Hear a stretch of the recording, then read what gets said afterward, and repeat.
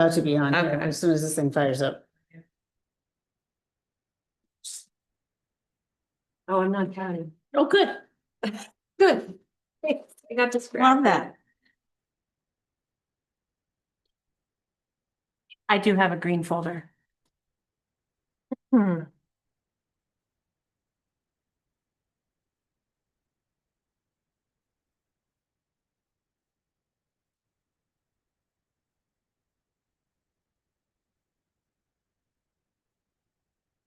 You guys have to redact the drawing, or did he already like do it himself? I did not see it, so Oh. this is all based on his recollection of it. Oh, God. He was laughing as he told us, so. That's pretty funny. Yeah.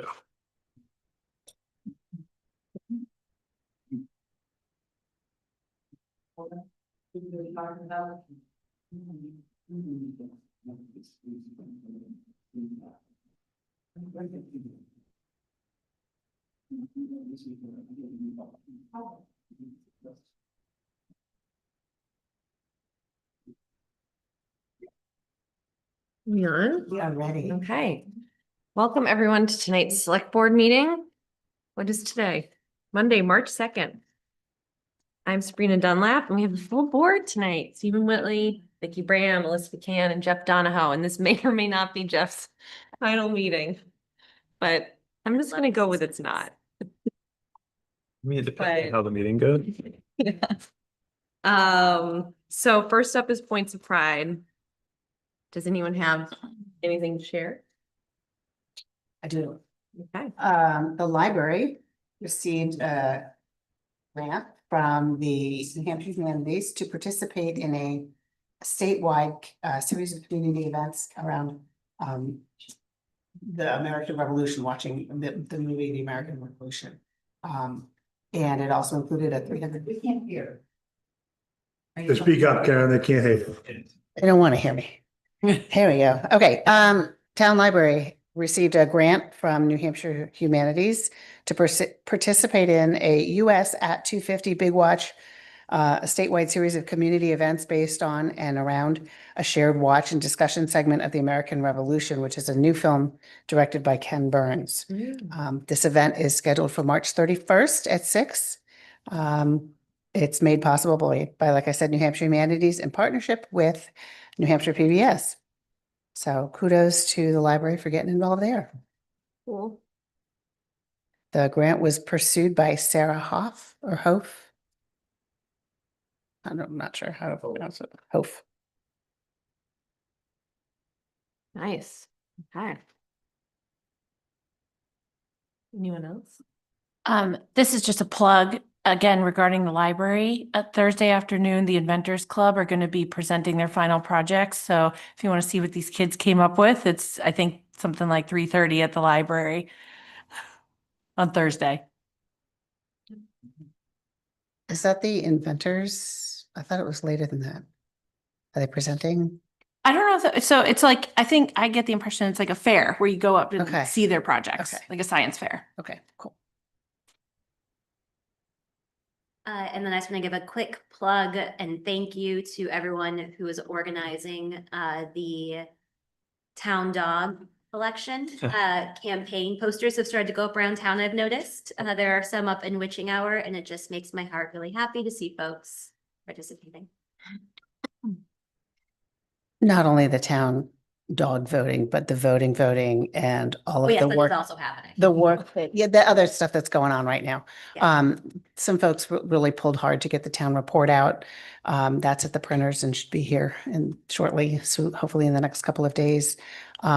Just pulling all that information together, and two of us were going through it for the first time, so there was a little bit of a learning curve, but we got it done and hopefully it's beautiful. Yeah. Nice. That's great. So you think we'll have it by this time next week? Oh, God, yeah. Great. Yeah. Yep. That's awesome. Yep. It's not quite yet up on the website, but it will be going up. I've got the pieces. I just haven't put it up there yet. Great. Thank you, Karen. So election day is next Tuesday, the 10th, then the school is Saturday, the school meeting, Saturday morning at 9. The We- 14th. Sorry, yeah, Saturday, the 14th. Correct, yeah. We may or may not have a meeting on March 16th. We have to figure that out. Maybe we do. I thought you wanted to, Meet before town Yeah. meeting. That's probably right. I think that's right. So, I'm sure it's wrong. but Jeff, I think you're off the hook after the 10th, even if the new persons are not sworn in yet. I don't know. I can't remember how that works actually. But then town meeting is Thursday, the 19th at 6. So it's gonna go by fast. March is very busy. But doesn't look like there's any snowstorms scheduled for any upcoming dates, so that's exciting. Okay. Yeah, thank you to everyone who's been working on all the election stuff. It takes a ton of work, and I know being new, Karen, it is a steep learning curve. So we'll get there. well, Jeff, if it is your last meeting, I just want to say thank you. And we're gonna miss you. I'll show up on the 16th. Okay. Good. He's saying that to shut me up. I already traveled before. Okay. It's not scheduled. Which he's gonna go schedule tomorrow morning. All right, great. Next up is administrative. We have approval of the consent agenda. I move to approve the consent agenda for March 2nd, 2026. Second. All those in favor? Aye. Aye. All right, that's unanimous. And then approval of the public meeting minutes from January 12th, 2026. So moved.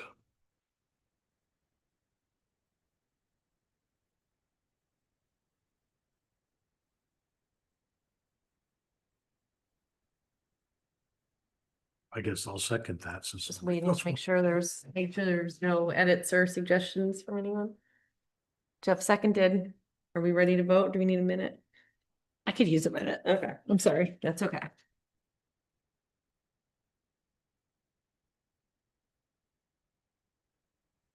Forest fire warden. I didn't actually know we had that. Is that just for town or is that somebody? or That's like for town. That's who writes your outdoor building permits Oh, wow. generally. Okay, that's Yep. good to know. Or not building permits, fire permits. Right, yeah. Huh. I can explain that further if you want about fire wardens. No, each town is a forest fire warden. And they can be the same as the chief or different, but their job is if there's a forest fire, brush fire, they're the ones that are technically in charge. Gotcha. Then they have deputy wardens, that are also appointed by the state and to act in case the forest fire warden can't make it, then they're the next person in line. Got it. Then Okay, there's special deputy forest fire wardens, such as myself, but that's separate from the town, got it. Okay, part-time employee for the state. that's helpful. Thank you, Ron. You guys ready to vote now? Yes. Sure. Any amendments, questions? Okay. All those in favor for the public meeting minutes from January 12th? Aye. Aye. All right, that's unanimous. And now we have 2 public appointments. First up is Beverly, talk about the community and economic development job description and the select board goals. Welcome. Good evening. I prepared a memo, but I also have some backup materials to share as well. I did not bring a copy of your select board goals, so I know that those are They're in your drive, I believe. drive, so I I've looked think, to but I'm prepared to talk about the position, the CEDC position, if you Mhm. could pass this down.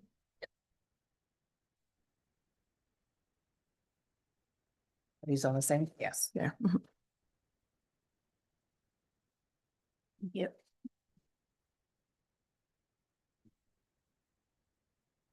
You.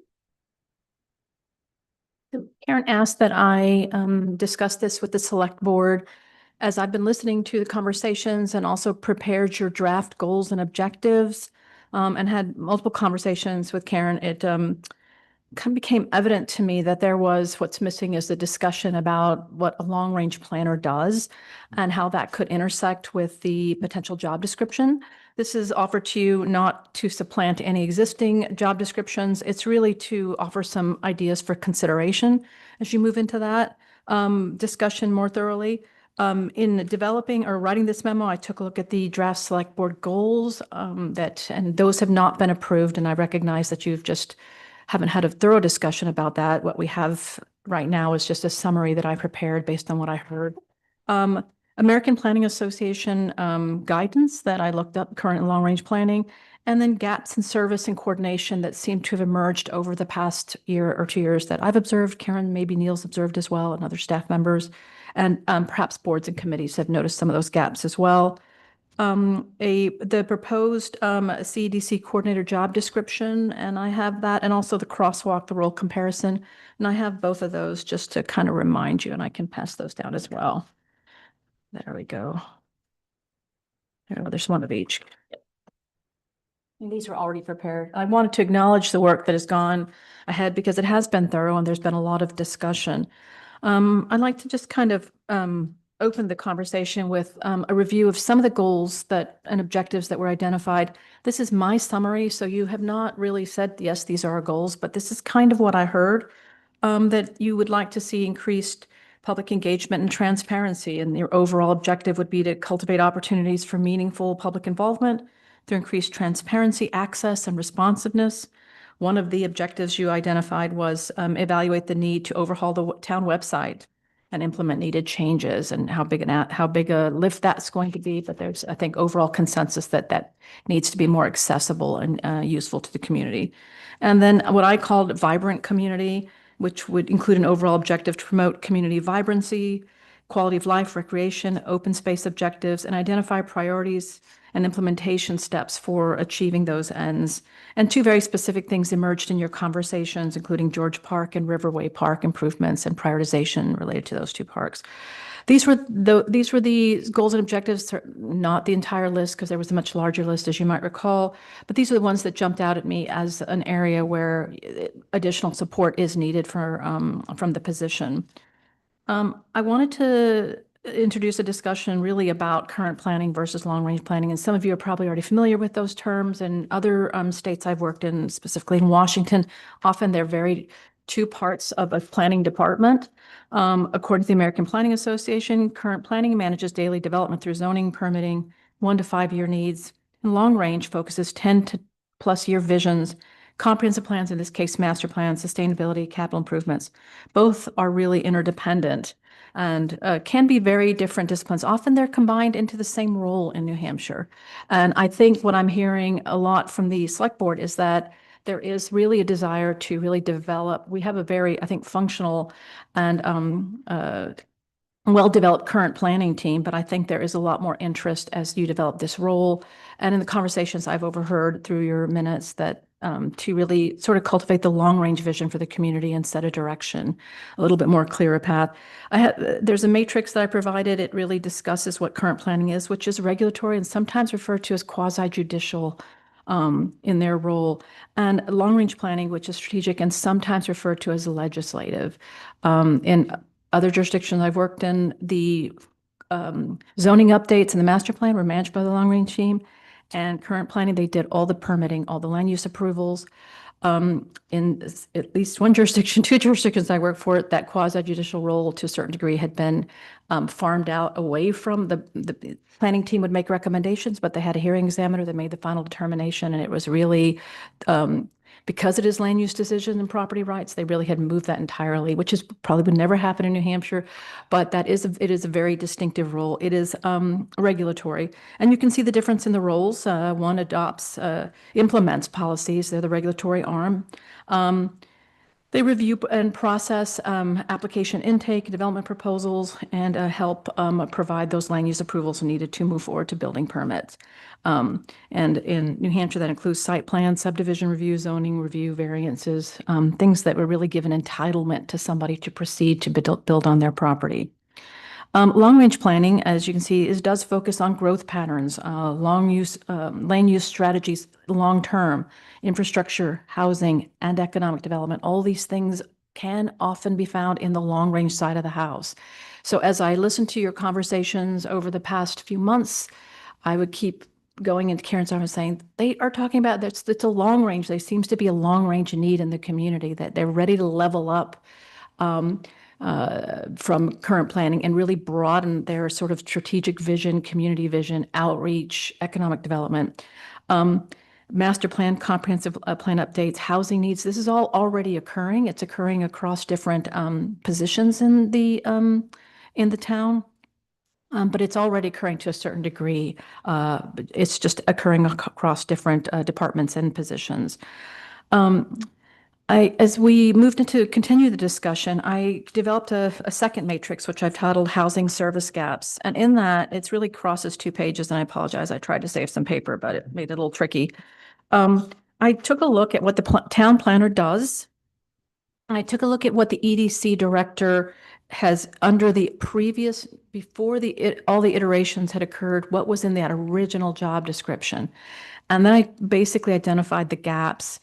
The gaps, as you can see, do include some gaps that were filled by the previous EDC director who did grow into a long-range position as part of her job. And I think there's always that tension because she did sort of, all of these things are, I think, really germane to economic development, but she did sort of, and she recognized that and grew into include housing needs assessments, housing planning, small area planning, placemaking in the Kentucket Village, infrastructure and transportation trails and multimodal planning. These are all areas that the previous director grew into to meet that gap. But as our job descriptions stand today, it is still a gap. And then water and sewer extension with the TIF. This was also an area that she was long range and she did grow into that area. And that actually was in the previous EDC director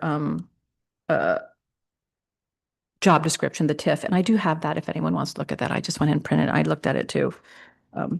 So as I looked at that, I think that the gaps that I feel like are still out there, either they were real gaps that haven't been filled or sort of gaps that Anna grew into because it was needed for economic development. And also the gaps identified based on what we've heard the select board articulate over the past few months. One of them is support for periodic updates of the master plan. I think some document I saw said, well, it's the planning board's job to implement the master plan.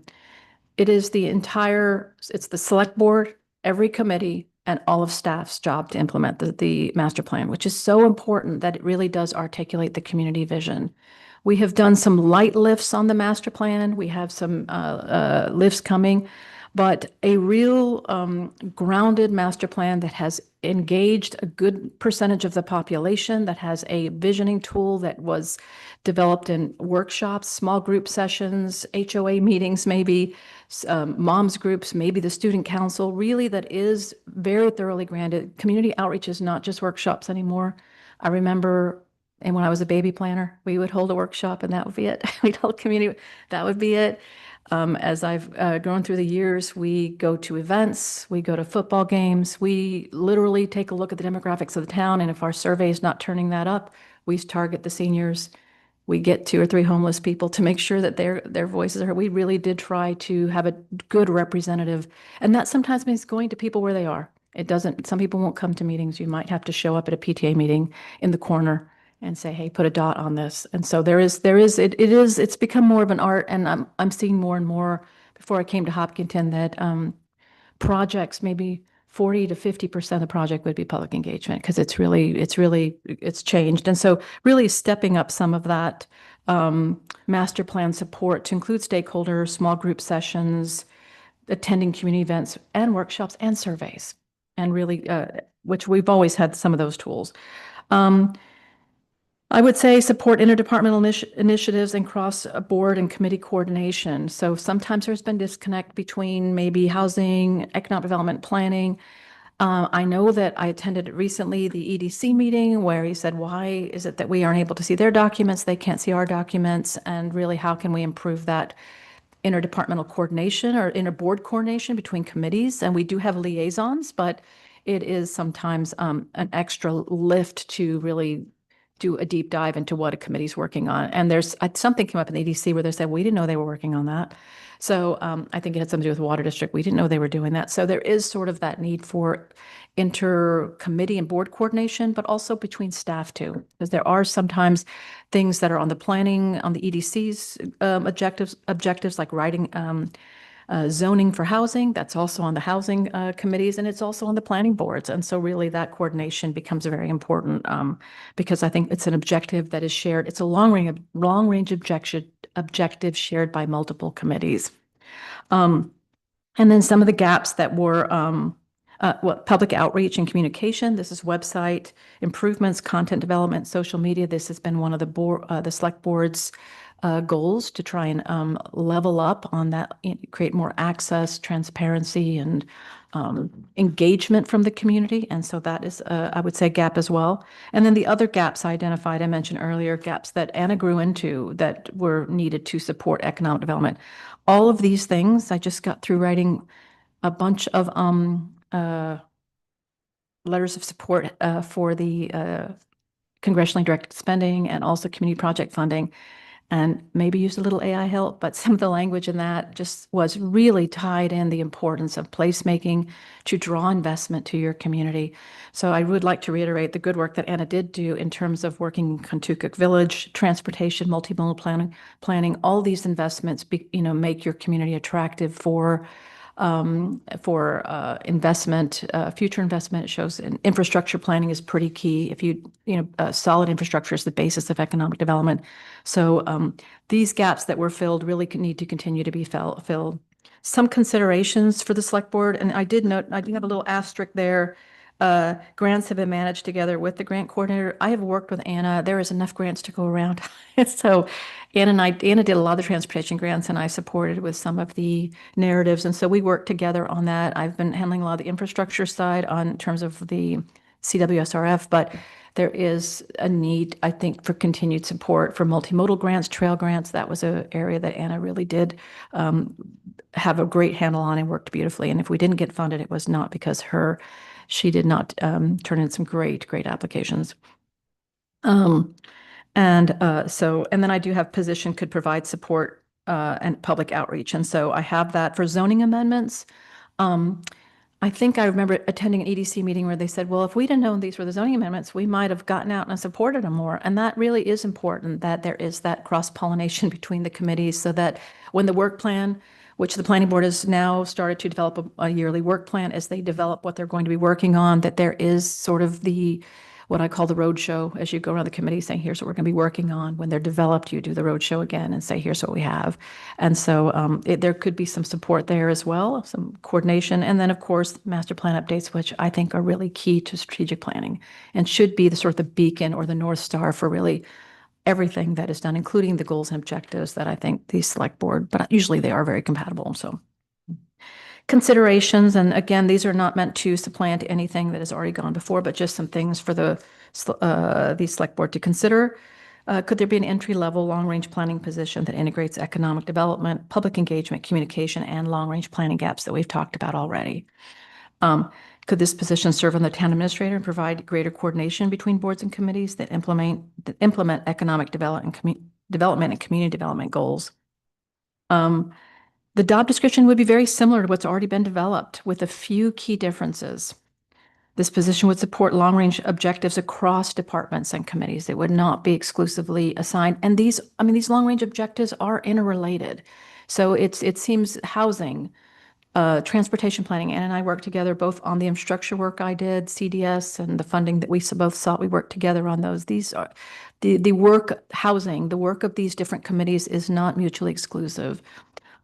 So it would support long-range objectives across multiple departments. And how would it do that? It would probably serve as a liaison both to the EDC and the Housing Committee, and would also support the planning director as, in some of the outreach and comp plan work. So it would basically serve a long-range goal across multiple committees.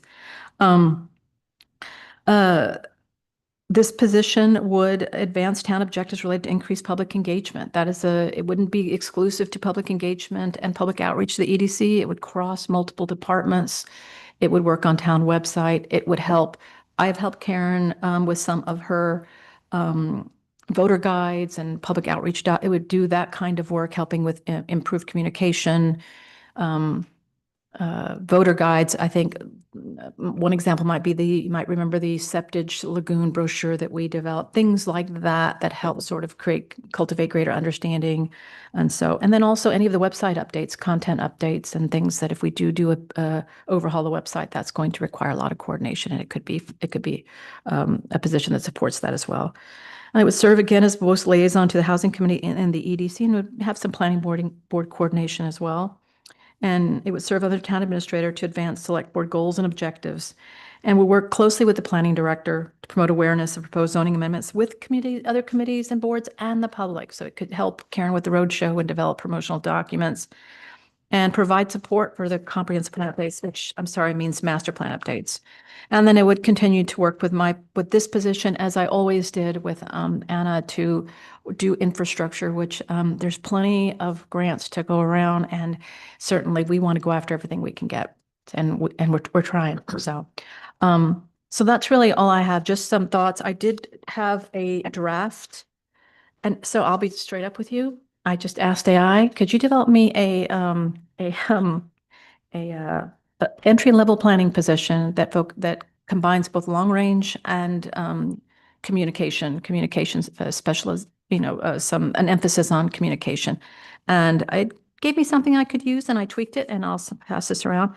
And just a thought, and I tried to take a look at the existing one that was created, and I tried to pick up as much as I could there. And there's really a lot of cross-pollination, but there is a gap that would be created, and that gap would be business outreach. I have often seen that done by chambers. You could make that long-range planner responsible for business outreach. I think that is adding another level of to that. I haven't seen that. Usually Chamber of Commerce has handled that, but I think that it's not outside of what I think a long-range planner could do if that was the choice. I would think that would look more, all the duties we've discussed combined with that could look more, getting a little closer to full-time, but that would be a select board decision. It's about how much they want to do that. Again, it would be an entry-level position in a supportive role, and I think that position could grow into something that as you sort of introduce it. It's not unusual to have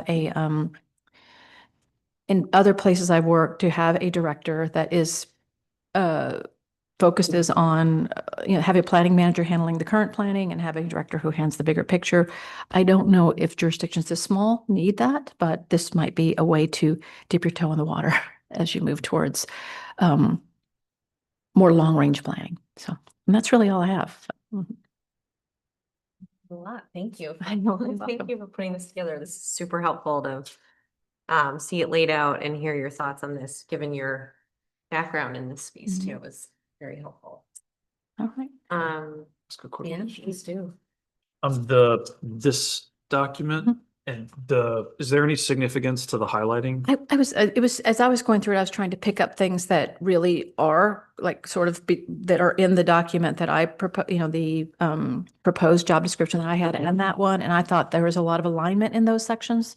Yeah, I don't know if it's that's exclusive. There could be more in there, but those were just that hit me right off. I thought, Okay. there's alignment. There's some alignment here. Okay. There's actually quite a bit of alignment. I think the biggest difference is that it would really be serving more than one committee, but it would be, and I think when I talked to Karen about it, I said in some areas, this position would show leadership. With the EDC, it would show leadership. With some of the communication initiatives, there would be some leadership in it. With other areas, it would be in a supportive role. And I think that is appropriate for entry level, that there is opportunity for both.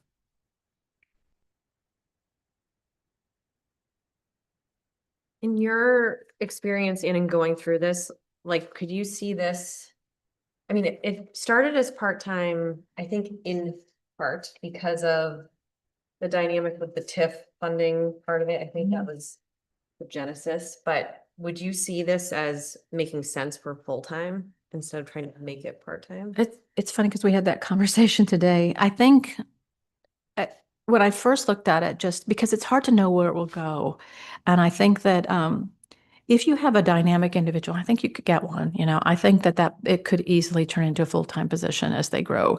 If it's entry level and somebody's coming in like straight out of college, which I mean, a lot of those kids come in with some, mad communication skills and really ability to do a lot of the things that we're talking about, especially planners, because they're really getting more and more trained in public outreach.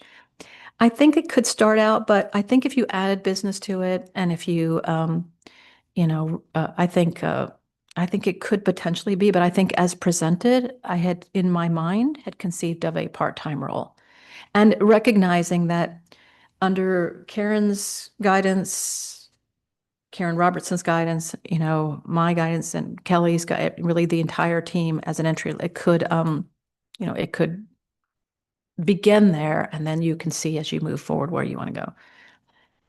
I just, it's hard to, I could see it as yeah, it depends how broad the roles get. I mean, if my position eventually goes away, it could absolutely assume a lot of the infrastructure planning that I do.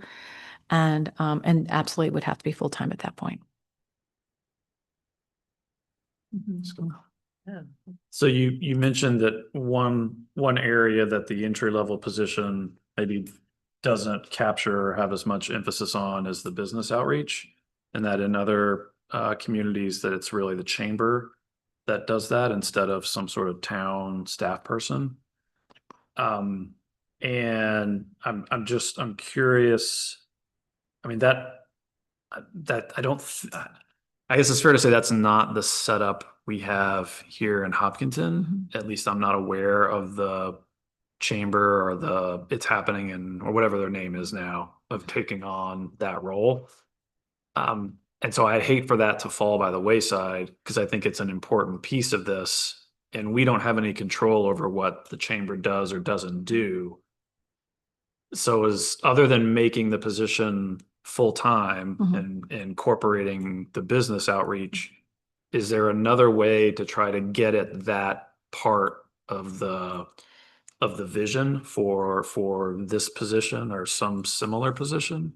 I mean, I think there would, like I said, it does, I mean, it does, the way I've laid it out did create that gap. And I try to be real transparent about that because that did sort of fall away. And it's usually larger cities that I mean, because I've only worked in bigger cities and they usually do have a chamber where there's dues that come from the businesses and then also the town gives them money. And so they really do kind of run that support.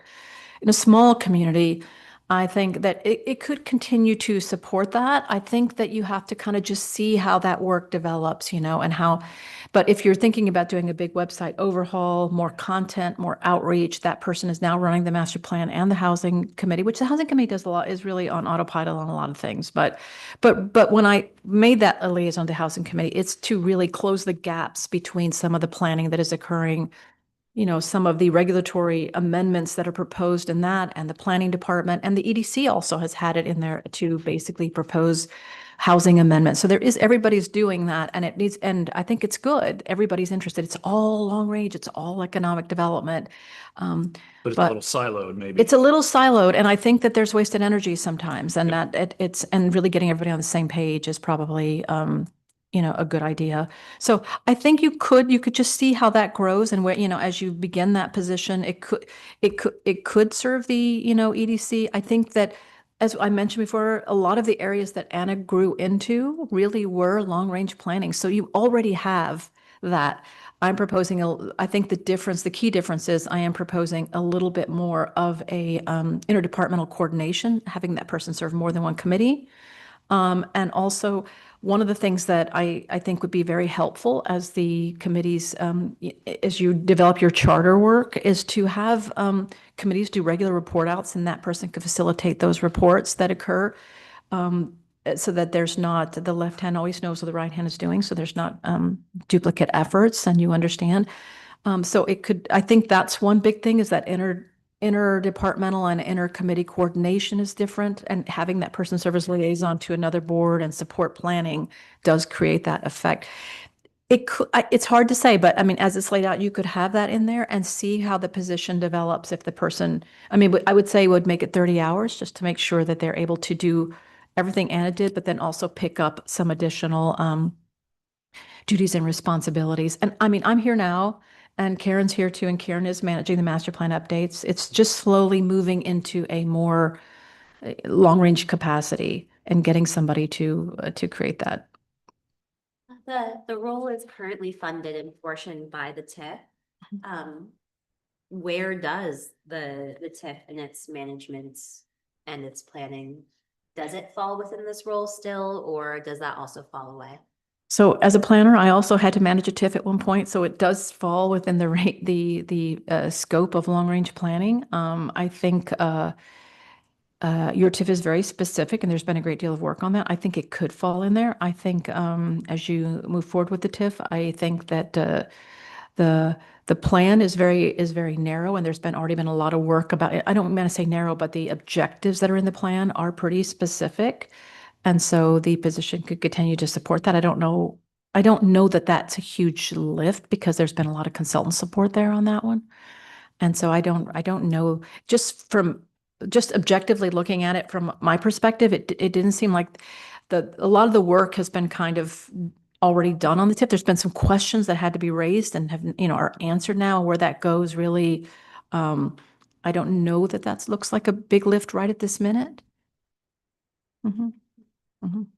But it could absolutely be incorporated into that job. And I don't know that I mentioned it as clearly as I should have, but it was in the original description, for the director position, it was in there. And it should continue to be something that person coordinates. If there are any changes to that, I know there's been some discussion about that. That person could be the point person for developing and preparing that. Any public outreach needs to occur. And I know that has to be done by a vote. They could be key in that role as well. I think they should be under Karen's supervision because that is a pretty high level sort of proposal, I think.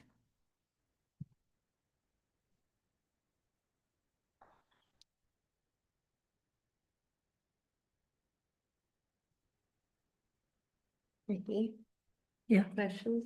No, and thank you for putting so much work into this. You're very welcome. Thanks. Thank you. This is super helpful.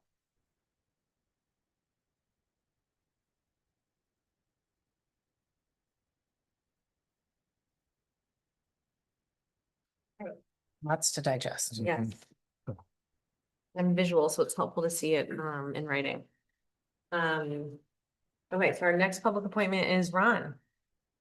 And before we go to Ron, are we circling back to this later? Yeah, I think we're We'll gonna, put this in like the pre-16 meeting after we've digested it, just making sure that. let's we're not- just chat about it after, like in other or something. Yeah, right? I Okay. did put it on as a goals discussion in old business in case you wanted to circle back. Oh, yeah. Yep. And do we have all of the documents she handed out in electronic form? I mean, No, but I will make sure. we can do. you get those? That'd be great. Yeah. Thanks, Ron. Thank you very much. What's on that?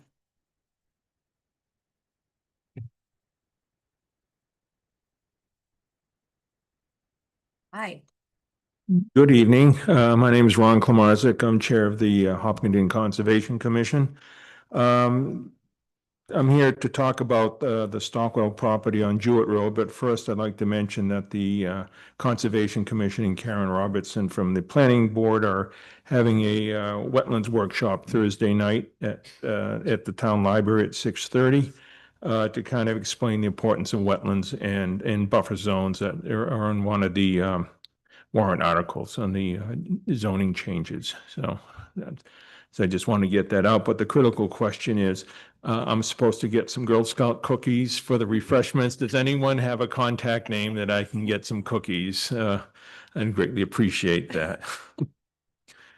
All right, so I passed out a map here.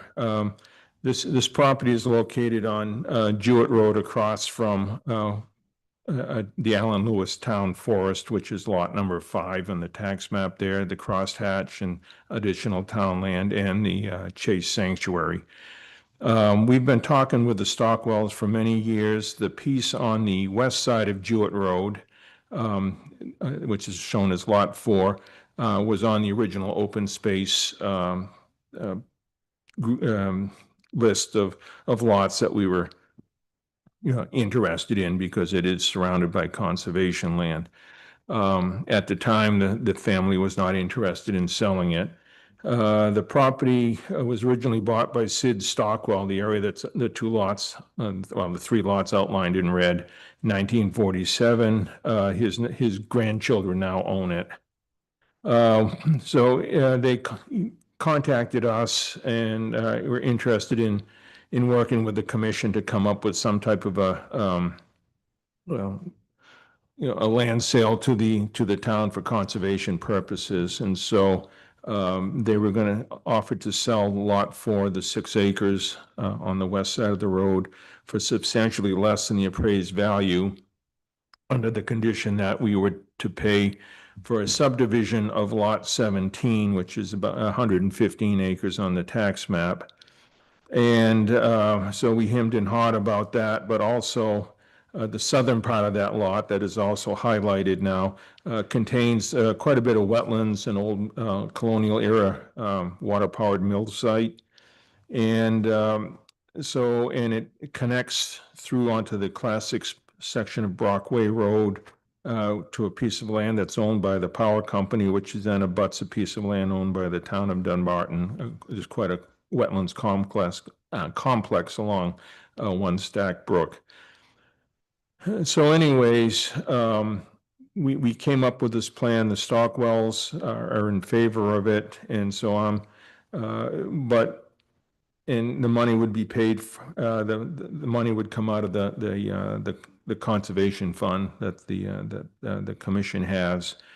So it would be no cost to the town. And their ultimate goal is to create 3 30-acre lots in lot 17, and the tax map says it's 115 acres. So we would be getting roughly somewhere between 25 acres in the southern part, mainly for the wetlands protection and the continuity, to try to create a corridor to the other protected lands in Dunbarton and on the other side of Brockway Road. So I just wanted to bring this forward to let you know this is what we're doing, with the understanding that before we were to accept any of this, or we'd have to come before the town as any public hearing like we've had in other properties. But I just kind of want to get the feel of the board before we put too much time and effort into this. So this is town already. Correct. That's it's a very large meadow marshland area, currently a big beaver swamp, and it was originally the mill pond for the mill site that's on the east side of the road. That's where the dam was built on the west side, and then the beavers have greatly improved it over the years. And Ron, and it said one of the conditions of this possible acquisition is that the town would pay for subdividing out the land that's not to be donated to the town. Correct. Yeah, It would be a 4-lot subdivision, and I have to go before the planning board for conceptual at their next meeting to get that done. And maybe it's just the way the tax map is labeled, but it looks like on the west side of Jewett Road, that lot that's number 4 there, has that already been subdivided, or does that? No, I ended up doing quite a bit of survey work for the Chase Sanctuary, so I've already done the deed research on that, Yeah. and that lot number 6 went with the basically the piece that we're looking to acquire on the east side. It's actually merged as one deed because it gave Asking about lot 4, not lot 6. Yeah, lot, you shaded it as one of the in red. right, lot 4. Yeah. Yeah. So, yeah, in the deed, lot 4 and then the piece that I have on the east side are one lot. Okay. Because of the mill. And that mill was built before Jewett Road was put in, which is why there's why the two were combined in one deed. Got it. Okay. But that lot on the tax map is a standalone lot. So. And Ron, we're subdividing out 3 30-acre lots. Will these people agree to not subdivide further? I am not their formal agent, so I can't speak for that. You're not their formal agent, But you know where I'm going. well, yeah, what they've told me is that as part of this deal, they would have to have 3 30-acre lots created, and then we'd get what's left over, so to speak. That's all I can tell you. Okay, well, that's an issue you might raise in your negotiations with them. Because it's an issue I'll raise at the planning board meeting, I guarantee you. Yep. Could you say more words? Sure, that's the potential for 3 7 or 8 lot subdivisions, more if you do a conservation subdivision, which is one on, is it on Jewett Road, the one we just approved last week? I don't know. I wasn't there.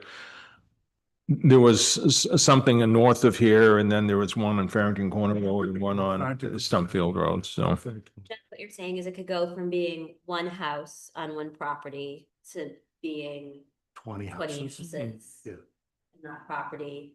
on And the- while we are conserving land, we're then also creating all this Creating traffic in this development area. pressure. Potentially. And but would that have a good impact on our individual tax rates? Any impact? No impact? If they're school-aged children, it's gonna negatively affect our tax rate. Because according to the school district, 28,000 for a kid. Well, doesn't scale up exactly like that. I understand that it doesn't. So don't say that on the record, because it's not the exact scale. I said, according to the school board, Mhm. that's the number. Well, they also said it doesn't scale like that too, so there's that asterisk. This is the Thomas Jeff debate that went on. But all that to say, thank you for saying the quit. additional I know. words. He quit before I did. Yeah. Thank you the- for saying the additional words behind your question. Mhm. As to like why you were like, why would they, like why is that a concern? Because that's not obvious to me immediately. And so the concern is, sure, we're getting land to conserve, but then we're also at the same time developing more land potentially. Depending on what they choose to do. Yes. Okay. And I can just about guarantee you, with the exception of maybe a dozen houses in town, no residential property that has school-aged children is a positive fiscal impact to the town. Someone with a school-age child, I disagree with you, but that's okay. That's not the debate we're having right now. It's true. Ron, did the Conservation Commission, did you all vote like it's unanimous in favor, or were there any concerns or? We had one member that was hoping to get a lot more conservation land. But the Stockwell said, it's, the 330 acre lots, and then you guys would get what's left over in that area, that you're interested in. And then it was a unanimous vote, with quite a bit of discussion, but. This didn't move forward. Mhm. If the land wasn't conserved, do you have a sense as to what they'd be looking to do next with the land? Well, Sid's, their grandfather Sid, owned a lot of land throughout central New Hampshire. And, none of the grandchildren live in New Hampshire, and two of them live in Spain, which is east of here. Just over the river.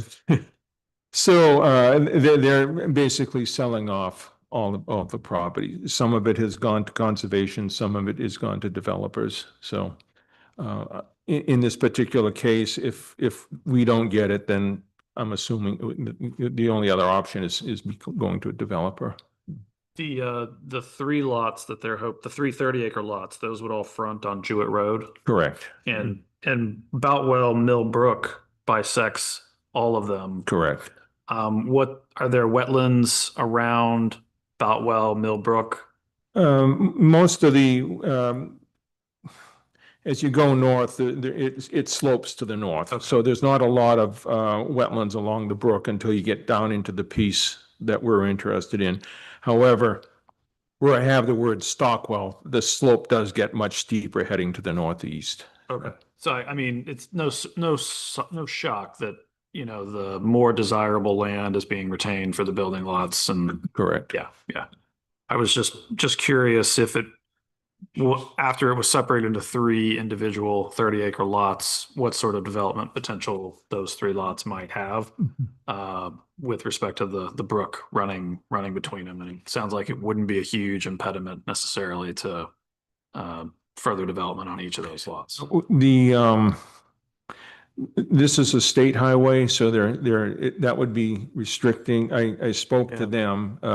They would allow 3 driveways there, but I didn't talk to them about any type of road entrance. But in the eastern corner there, you notice is there's the power line right of way that's 350 feet wide, so that takes up a good chunk of acreage on that side. Okay. Of that lot, of that southern lot. So. Jeff, in your idea, how does it function? Like if the Conservation Commission were to broach the subject about not further subdividing, is it in the form of like a deed restriction or What does that look like functionally? You won't get it unless the buyer agrees, or the current owner agrees to it. Which, doesn't sound like they're gonna agree to it, but I don't know that. But if they did agree to I'm it, just trying to figure out how you enforce. yeah, I think she's saying like, let's imagine for a second, they agreed and they're like, yes, sure, that sounds great. Legal It's just document a- that gets filed with the Mhm. deed and the subdivision Right, plan. Is it good says- forever or does it have an expiration? Typically, date? it's long as- in perpetuity. That's what we would want, so that, Forever's a long time. I know. I'm not Well, at 100% least- sure that is what I would favor, actually. Yeah. I'm not comfortable asking them to restrict the future Yeah. sales. I mean, if you want to have the town acquire the rest of that, the Conservation Commission would be well in favor of it. What are they selling your lot for? The what? How much are they willing to sell lot for? We haven't come up with a number yet because it's all based on this. I think it was a substantial discount over the assessed value. Or lot number 4. Okay, yeah, that was. I don't feel comfortable saying that, but I can let you know. Talk to you later. Yeah, yeah. And we're not Yeah, to the. between 1 and 1 million, okay? You don't have to worry, because it's my last meeting. Yeah. He thinks. And I, Come back 2 weeks from now. I think I also have some discomfort with asking for that sort of a condition, at least at this stage. Which condition? Who- The lack of further development. Jeff's idea. Yeah. Yeah. But do we have, is anyone like this, I think makes sense and sounds, Yeah, other than that, I'm supportive. I mean, in theory, if we were not supportive for some reason, couldn't they still choose just to subdivide, like to put in the, Oh, yeah. yes, to subdivide and then still sell it off and still move forward? Oh, yeah, So, yeah.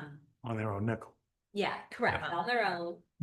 They could still choose to do that. So in this possible path forward, pending whatever information might come out or whatever might be learned, I don't have any immediate concerns with continuing. In this subdivision plan, are you doing wetlands and topography and everything? The Stockwells have already had the wetlands mapped out. So that would be included as, in part of the as part of the survey subdivision map. And the topography? I'm assuming, yes. Again, when we did Karen's Woods with Dave Dufo, I was acting as Dave Dufo's agent. This time I'm not. I'm just trying to get. Asking you get to this going. commit them, Right. asking you as the head of the Conservation Commission to represent our concerns, Mhm. everybody's, Right. including mine. Right. Well, that's why I'm going to the planning board for conceptual to see what they're going to be requiring. And then I will contact the surveyor and say, this is what the selectmen were looking at. This is what the planning board is going to require. Here's the information I have, the deed research. It's your baby type thing. Yeah. okay, well, I think we have general consensus on. Yeah, do we need to formally do anything?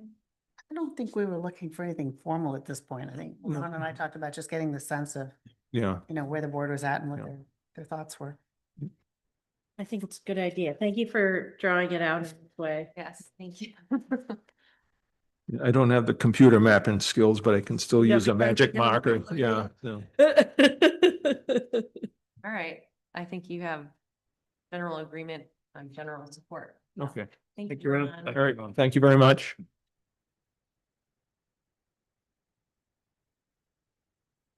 So we have several things listed here. I do note the letter from the residents at the Meadows, and I don't know if you all would be okay moving that up. I know it's not a public appointment, but I think there's some folks from there who probably would like to Yes, talk to us. that's a good idea. So if everyone's okay with moving that item up. and Thank you, Ron. Inviting people who submitted the letter to talk to us, if that was your plan. Did you want to talk to us about it, Jean? Don't have to.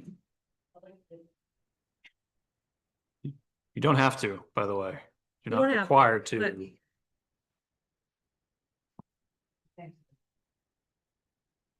You might as well come up and tell us what's happened since Yep. then. Yep, you opened the door. Because then Yes. then we don't ask dumb questions. Well, as dumb as they could be, maybe. Don't restrict me. No, I shouldn't set the bar so. Thank you for coming. Well, it's been a while since I've been here, so wearing other hats, so. Yeah. We have some students in the audience. I'm not sure if they might be aware of what's going on. Oh, okay. So you want me to? Would you State just, your name and address for the record. Okay, I'm Jean Lightfoot, 186 Deer Path, Kentucky.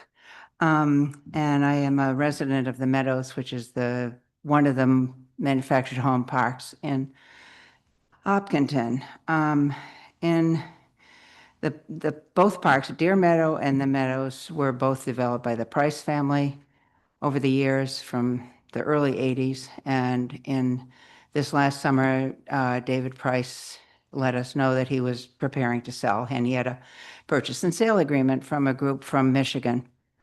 The residents of both parks immediately formed co-ops and worked separately because we agreed that we had different issues in each park. And so we worked hard all summer long, and then with the help of the resident-owned community group and New Hampshire Community Loan Fund, and got the financing and prepared an offer to Mr. Price, which matched what he was getting from what he was offered from this man in Michigan. He immediately told us that he basically told us he was not going to accept our offer. And that was the end of that. We had no option to stop the sale or anything. And my understanding of the law is that he should have accepted our offer. We have a right to sue him for up to 10% of what he sold the property for, and we're in the process of doing that. There's a court date scheduled in February of 27, so it's a ways down the road. At any rate, so now the sale was closed at the end of December. And within a couple of weeks, we had the notice of what our rent increase was going to be. Our leases were up on April 1st. And the rent to the current residents was going to be 25% in, I think, up to $680 from $645. Now, in the law, there is if the rent is increased by more than $15, then the residents can, if 51% of the residents sign a petition, we can then go and mediate through the MCAB, which I forget what it stands for now. But anyway, they handle the mediation between us and the owner, and ask the owner to specifically why it has to be more than $15. About the beginning of February, end of January, it turned out that someone who was trying to sell his house had a buyer all set, and the buyer went to fill out the application because we do rent the land with the new owner, and it turned out that anyone buying new into the park would be charged $1,285 a month to rent the park, which is a 99.2% increase from what the current owners would pay. He's not asking the current owners for that much because there would be legal fights over that, I think. So once the man's buyer found out this, they couldn't afford it. They didn't know about it. They didn't even know about that this was going to be asked until they went to fill out the application.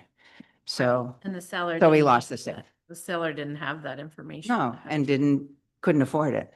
And so, so that was when we first heard about it, because this man told his neighbors and then the word spread. And so that's when a group of us started getting together to say, what can we do about this? Because we knew there was not only this man, there were two other properties that are currently for sale in the Meadows.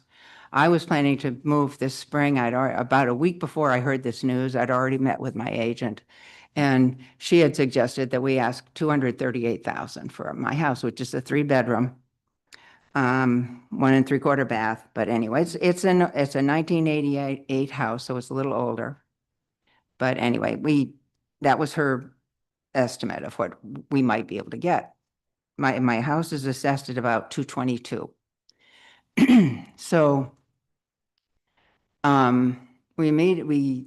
we've been doing all kinds of things. We've just been basically throwing spaghetti at the wall to see what'll stick. And it's really coming down to the man who had lost the sale, and I have been working together, and his agent's been very active and has been very helpful on trying to lower the rent being asked. Anyway, we're proceeding legally as best we can. We need a lawyer, that would help. But we can't afford one. So, it's not a thing where a lawyer could work on a contingency, because what would you get? So that's been one of our problems. In the meantime, we understand that, we did in our mailing, the first mailing that we sent out, we covered just about everyone at the town hall. I think that we could. Ian's been working with us. He's been in touch with us, and that's gives us some hope anyway. And we understand that you as the select board probably can't do too much. The only thing that we have come up with in the last few days, actually, and every day there's something else, you think of another thing, oh, let's try this, is that possibly the zoning board could do something to protect the current owners or the people who are actually in the park. This man has a history of, all these investors, I know you're, excuse me, familiar with Senator Hassan and what she's been doing. She's been in touch with us, so we appreciate that, because we did send her a letter. So it's a nationwide problem of these private investors coming in, sucking as much money out of not only the manufactured home parks, but we've heard about hospitals and nursing homes and all what is happening. So locally, I guess what I had just saw mentioned that possibly zoning boards could do something. I don't know what the zoning board could do, but maybe that's something that we could ask Ian to work with them. And after the last discussion, maybe that could be a thing. But anyway, that's really where we are. Jean, do you know off the top of your head how many people are affected by the sale? Like, or I guess how many houses there are? Yes, there are 70 in the Meadows and 60. 70 and 60. Yeah. Oh, my goodness. And 60 in Deer Meadow. And you're talking right now, they're started from about, say, 220, and they're now offered for 180, and they're not selling. Right. So you take 130 times 40,000, you're losing in the tax base of this town $5.2 million because of this, and on the next reassessment. So that's it's a big problem. And this man has a history of buying, sucking as much money out as he can, and then selling. So I was saying to my friends, we've been working hard on this. And I said, let's keep that co-op going and be ready to buy as soon as we can. As soon as we can. I need to get my water. Oh, okay.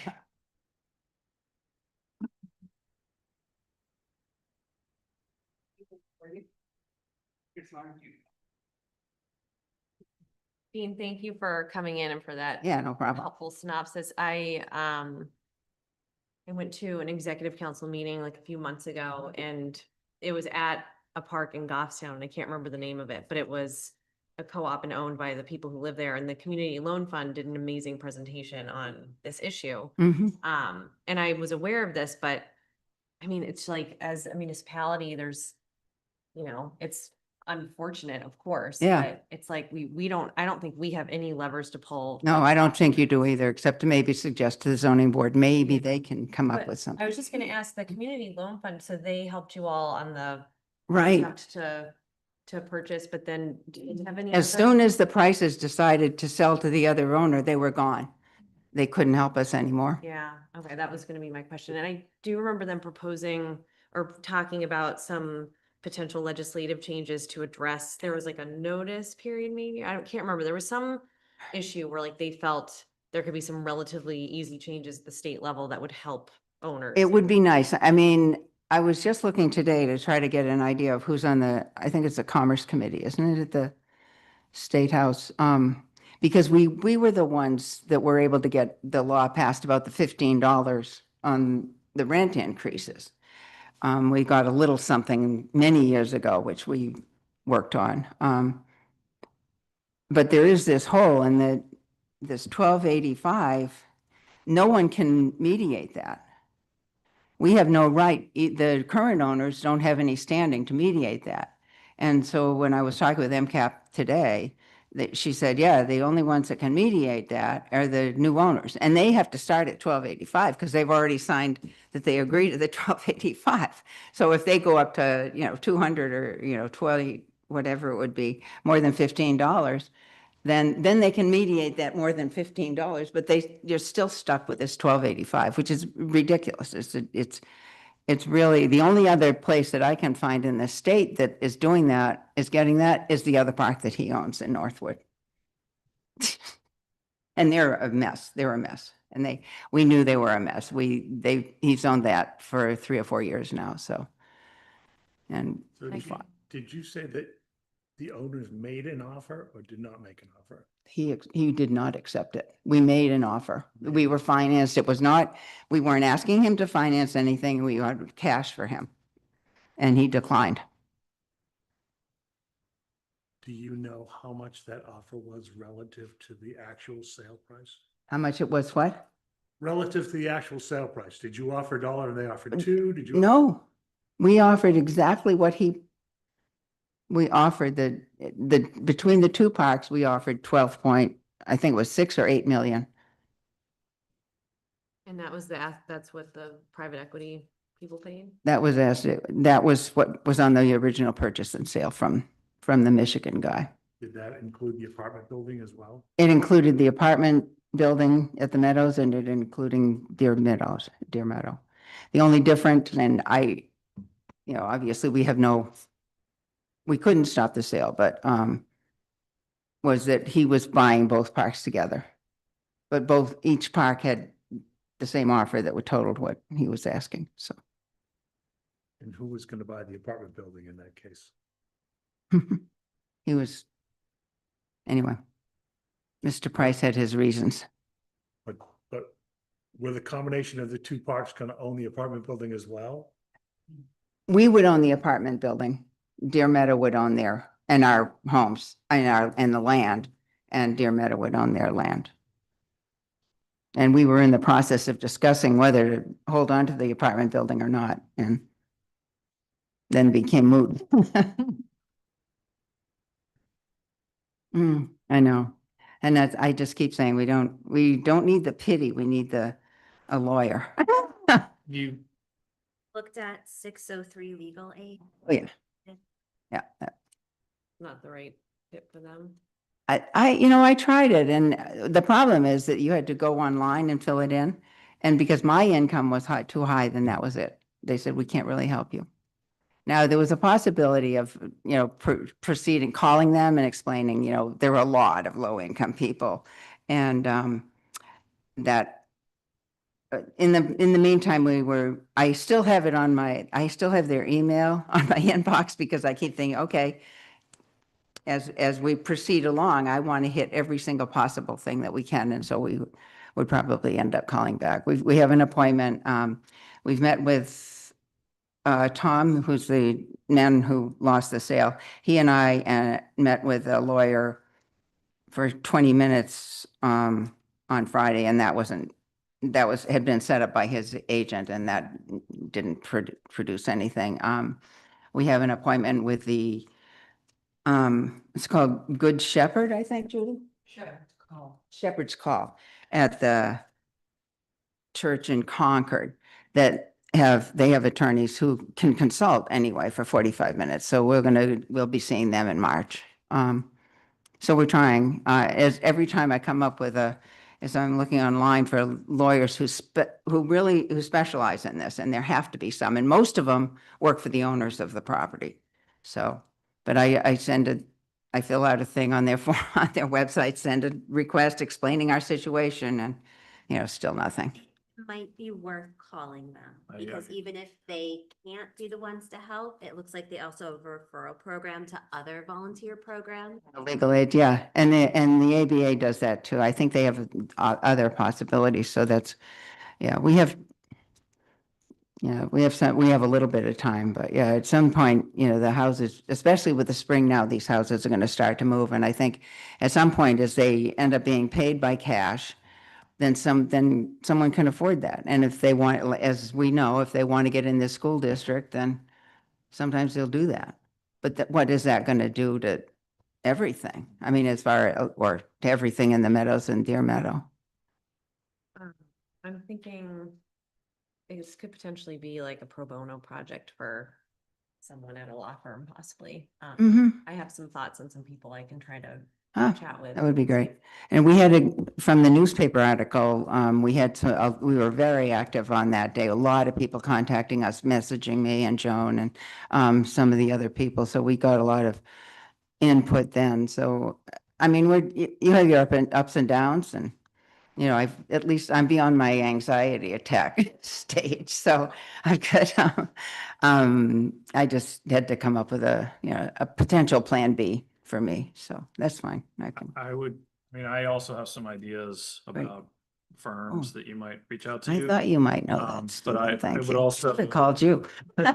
Please. Not to do it, but for a No, suggestion. Yeah. I'm happy to talk. But I would also reiterate, taking the time to have a phone conversation. To do that, 6 to 3. Yeah.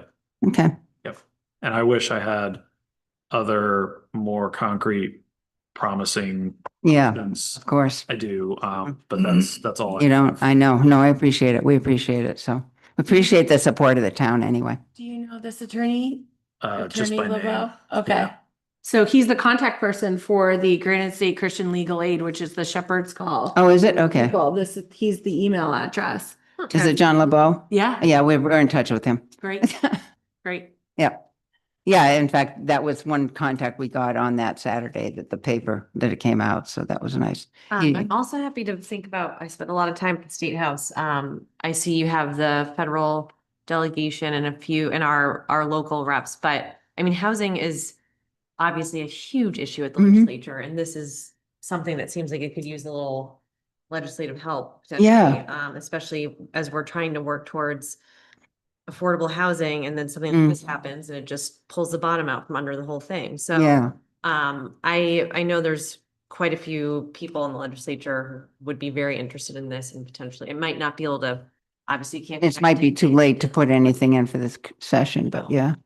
But yeah, it would definitely be worth starting to do it because it needs, something needs to be done, and I'm going to be leaving no matter what. I'll sell it, whatever, because this is my 80th year. So that's always been my plan. When I turned 80, move before I was ready. But I'd like to see, we need to do something to protect the people who live here. Because We'll they're, give it some thought, and Okay. then I'll let you know when I have hopefully some potential lawyers. to Yeah. talk to. perfect. Yep. If we have suggestions, Yeah, we probably, email or phone number. let me, someplace, I'll send Or it you to can you. give it to Karen. I'll give it to Karen. Yeah. Yeah. The pen.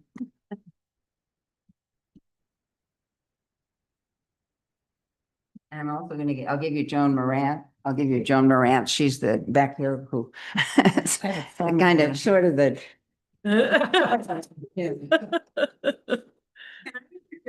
Yes, come up. Do you mind coming up? Because then we can. Yes, please. You'll get picked up on the video. Yeah.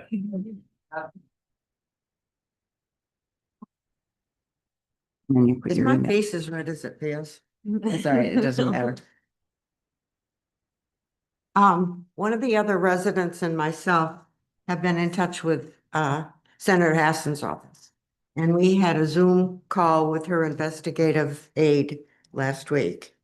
And she got right back to us and wants to set up a forum at the end of March with us and any other people who. In are New affected. Hampshire. Yeah, in New Hampshire. She's actually coming here.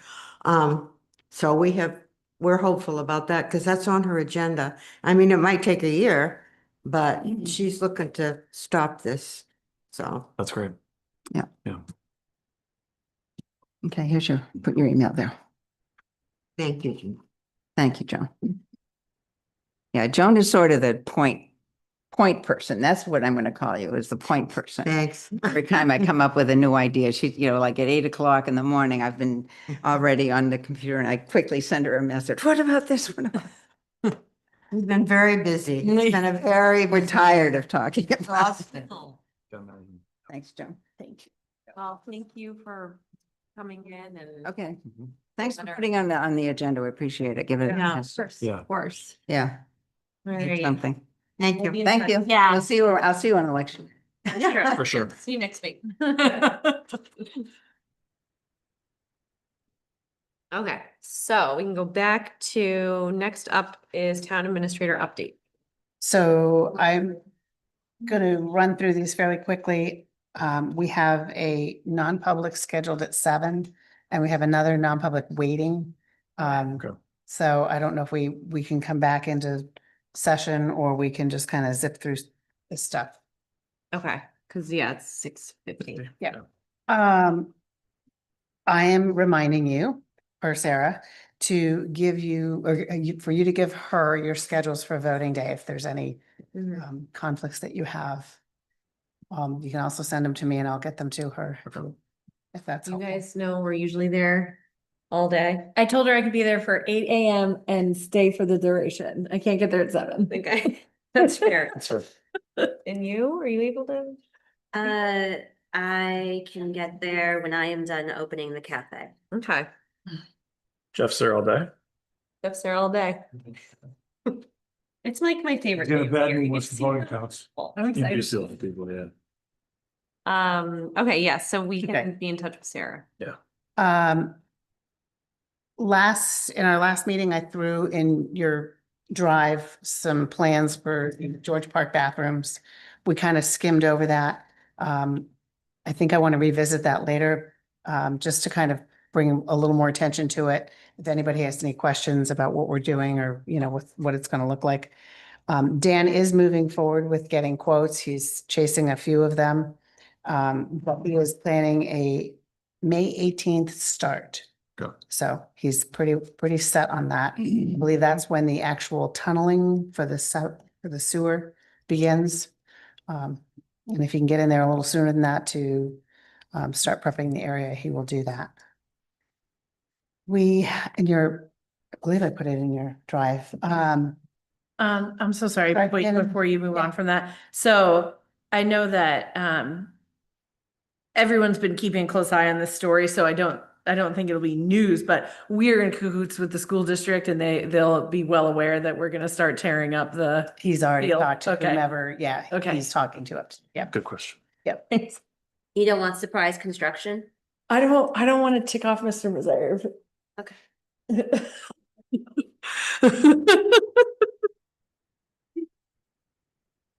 I was approached by Karen Whitenack, who her husband is a local painter, and he Yeah, it's has beautiful. Yeah. a painting of Gould Hill Farm. That is Karen and walking in the distance there. They would like to donate the painting. Mm. And Are we gonna put it up here? I don't know. This would be my first really We've cool never- I've never- donation. I have no experience with an art Yeah. donation. It's Gould That's Hill lovely. coming down the street. That's nice. Do you know, Karen, if we have the authority to accept? If a prior meeting has given us the ability to accept gifts of personal property? I believe it has. Okay. It's in I don't have a town report in front of me, but I believe it's one of the, Okay. Yes, Yep. that was a question I asked Neil right after I did the training for being a select board member. Yep. And I was like, wait, what's this thing about like accepting donations? And he was like, yes, we can do that. Okay. It's selling that we are more restricted. Yes, but that's how we can accept like the bench from the Boy Scouts and that kind of stuff. The statute requires us to hold a public hearing if it has a certain value. Did they, do we There's know? no value on this at this. I mean, this was just kind of a feeler. If you're interested, we can, Verify that it's under the statutory amounts. We, isn't the statutory amount like 10,000, 5,000. 5,000? Okay. I mean, art is in the eye of the beholder, so they I just. know, but the artist Well- would probably name what they think it's valued at, right? Yeah, that's what I'm saying Yeah. is. Yeah. Just say, hey, if this is valued at more than 5,000. We have to have a public hearing. You have to have a public hearing and then ask them what they value it. Yeah. So potentially, we could perhaps ask them the value, and if it is above that, have it here for the public hearing. That might be kind of a nice, Oh, that'd be really that'd be pretty neat. pretty cool. Maybe. Mhm. Okay. So I will let her know that the board is definitely interested in the Mhm. gracious offer. And we'll work out some details. I'm sorry to ask you to back up for 1 second. What was the start date for the George Park bathroom? May 18th. Bless you. Bless you.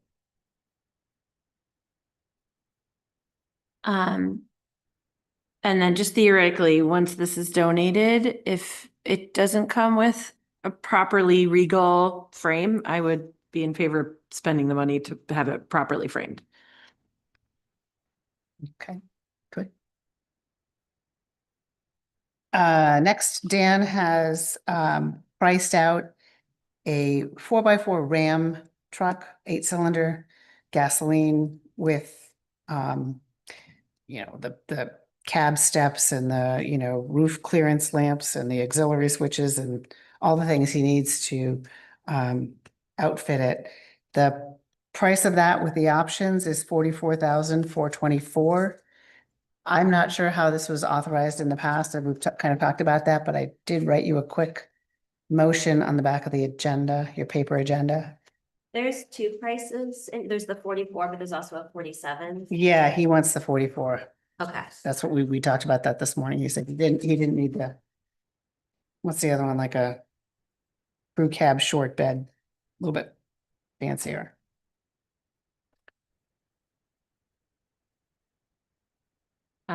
Is this truck in the capital reserve plan for the year? Yes, Do we know how much we earmarked? $70,000 for a pickup truck. So I assume that anything left over will be Carried over. kept in the kitty and Stays used in for fund. something else. And is the truck, I mean, is it available? What's the turnaround to get the truck? I didn't get that information from him, but it is the state bid pricing. So, and he's working through, Hillsborough, Chrysler, Hillsborough. Dodge, Ram, Jeep. yep, Oh, okay, that's what that is. Jeep, Ram, Yeah, Ram not Jeep. Ram Jeep Ram. Jeep, Ram. I will make a motion that we authorize the purchase of the 4x4 Dodge Ram pickup truck with equipment from the DPW, for the DPW, funding to come from the Public Works Vehicle and Equipment Capital Reserve Fund, and an amount not to exceed $45,000 for the truck that the Director of Public Works has asked us to purchase on their behalf. Seconded. All those in favor? Aye. Aye. Right, that's unanimous. Dan, thanks you. Good job, Dan. Seems like a great price for a Yep. 2026 8-cylinder Ram. I have some sad news. Maybe you folks already know this, but our second ambulance was broadsided on Friday night, the night of the storm, so a little over a week ago. And it's currently out of service. But fortunately, our fire chief has them run the second ambulance in storms for just this reason, so that we have not lost our brand new one from service. Currently waiting on the adjuster to have a look at it. Not sure if it's totaled or not. Was everyone okay? Everyone was fine. Yep. Was there a? Good someone question, being Alyssa. Transported at the time? They were on their way back. Yep. So, Is there going to be legal consequences for whoever sideswiped us? I maybe can't speak to that. I don't know the full details. I believe he ran he didn't stop at a stop sign. He just went through it and broadsided them. and then hit a phone pole. I believe his vehicle was totaled. Okay. So they're a known entity. Did our guys treat him? Probably. They have a duty. I don't. Ambulance, there's a car accident, they have to get out of the ambulance, they have to save the person. It was like season like 3 or 4 of Grey's guys. Yeah. Or I'm- Christmas Eve on ER, you know? I'm really glad everyone's okay. And so the ambulance is out of service, but our main ambulance is still working and we're just waiting to find out the next steps with insurance. Right. Okay. So where it was the second ambulance, it's not like it's going to be a full replacement. It's probably going to be something less than, like $100,000, $80,000, something like that. So depending on what they come back with, Jeff is kind of toying with a couple of different plans on how to move forward with this and get us back to where we are. He does, Oh, you first, sorry. he does not want a second new ambulance right now because that would totally mess up our replacement plan. Yeah. I So was about to ask, where were we in the replacement? plan? Yeah. What did we do to replace not, this? he's doing them every 4 years and we just got ours into service, I think, Yeah. right as I came on board. So Yeah. So not we too were, long we're ago. 4 years out from. Okay. At least 2 The- years. the to get plan. trained, right? Yeah. Right. Um, So to be continued there. would it be feasible or reasonable to ask that he keeps back of the napkin tally about how many second ambulance calls we miss during the time when we are without a second Yep. ambulance? I just think, although this is very unfortunate, maybe we could take advantage of the fact that we have an opportunity to prove the use case for the second ambulance during this situation. Or not prove, but speak to it. I will ask him that. I'm sure he has stats on second ambulance calls, period. So Yeah. he can come up with that. The only thing I had was I put in your drive just, Beverly and I have talked about pulse surveys. I think we talked about that last time. This is sort of what we've sketched up for a post-town meeting pulse survey. And if you guys have any suggestions, different information you'd like to know about town meeting, share that, please. I'm not familiar with the phrasing pulse survey. So is there something particular about this kind of survey, or is it just what you and I would all Short and call a sweet. regular survey? Short and sweet. Okay. Yeah. He just means you're keeping it incredibly short and you don't add any like fluff or like long questions. or Okay. Too many open-ended responses so that someone can take it real quick. Okay. Yeah, I liked how concise it Yep. was. Yeah. So you're looking for suggestions? Well, Or yes, just, yes, and yes. I'm looking for feedback on anything else you want to know about town meeting or changing any of these questions and any other topics that you think in the next, we do a pulse survey every once a month, every couple of weeks. I don't know, it depends. I think it's a good way to sort of engage the community. Perhaps an anonymous way to get some of their thoughts. Is the open-ended question, is there one change that would make you more likely to attend or participate? Does that show up depending on how they answered one, or is that there for everyone? Believe that's an open-ended. Oh, it's open-ended, but does it present itself to all survey takers, or is it only if you answered I believe Yeah. it's for everybody. everyone? Not to add too much length to it, but I would also encourage an open-ended that gives folks a chance to speak to why they answered number 4 the way they answered it. So the overall, how satisfied are you with the Hopkinton's current town meeting format? Very, somewhat neutral, somewhat very, then have an open-end that's like,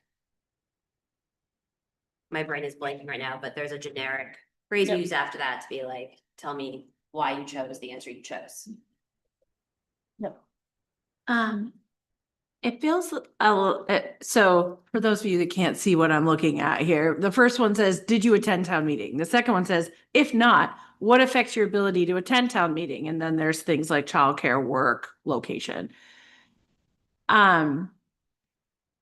It comes to mind that there are people being affected by these concerns who go out of their way to go to town meeting. And so it might be worth giving them the chance to speak to these concerns as well. Basically the only people who would get to say what is a possible impediment are the people that didn't go. And it seems like even the people that go out of their way to get there, they still have to deal with work. They still have to deal with childcare. And so I'm not sure how to judge that. I just think that these concerns exist for the people in the room as well as the people that can't make it to the room. What if we just get rid of the jump to question 3 and number 1, and then number 2, get rid of the if no, and so everybody who takes So it just says what affects your ability. Yeah. Yeah, sure. yeah, just do like Yeah. that. What barriers, sorry, because these Yeah. to me are all, like, what barriers impact your ability? Yeah, absolutely. Absolutely. I mean, I'm not trying to muddy the waters on it. No, that's a good point. And what's the distribution plan? This is a great idea, but. I don't know that we have a distribution plan yet. We're still working on that, but it will be something after town meeting. And then just for you kids in the audience, question 3 says, what start time do you like? And question 4 says, how satisfied are you? And that's where Alyssa is saying that maybe we could get someone to elaborate on their answer, satisfied or not. Thank you, Karen. You're welcome. All right, that's what I've got. Did you flag that for Sarah Pacino? I will. All right. It'd be great if we had a QR code and we could give out little postcards at town meeting. Oh, yeah, that's a good idea. Okay. And we need a way to give it to people who did not attend to Thank you. get their responses. Well, if it was a QR code, we could post it at the library here in town hall, could put the hyperlink. Now, obviously, someone could take it multiple times, but like also who. I think whatever software she's anticipating using, there's a way you can narrow it or something. Yeah, but yeah, that's, yes, to have it like available there. SurveyMonkey won't use the same IP address twice.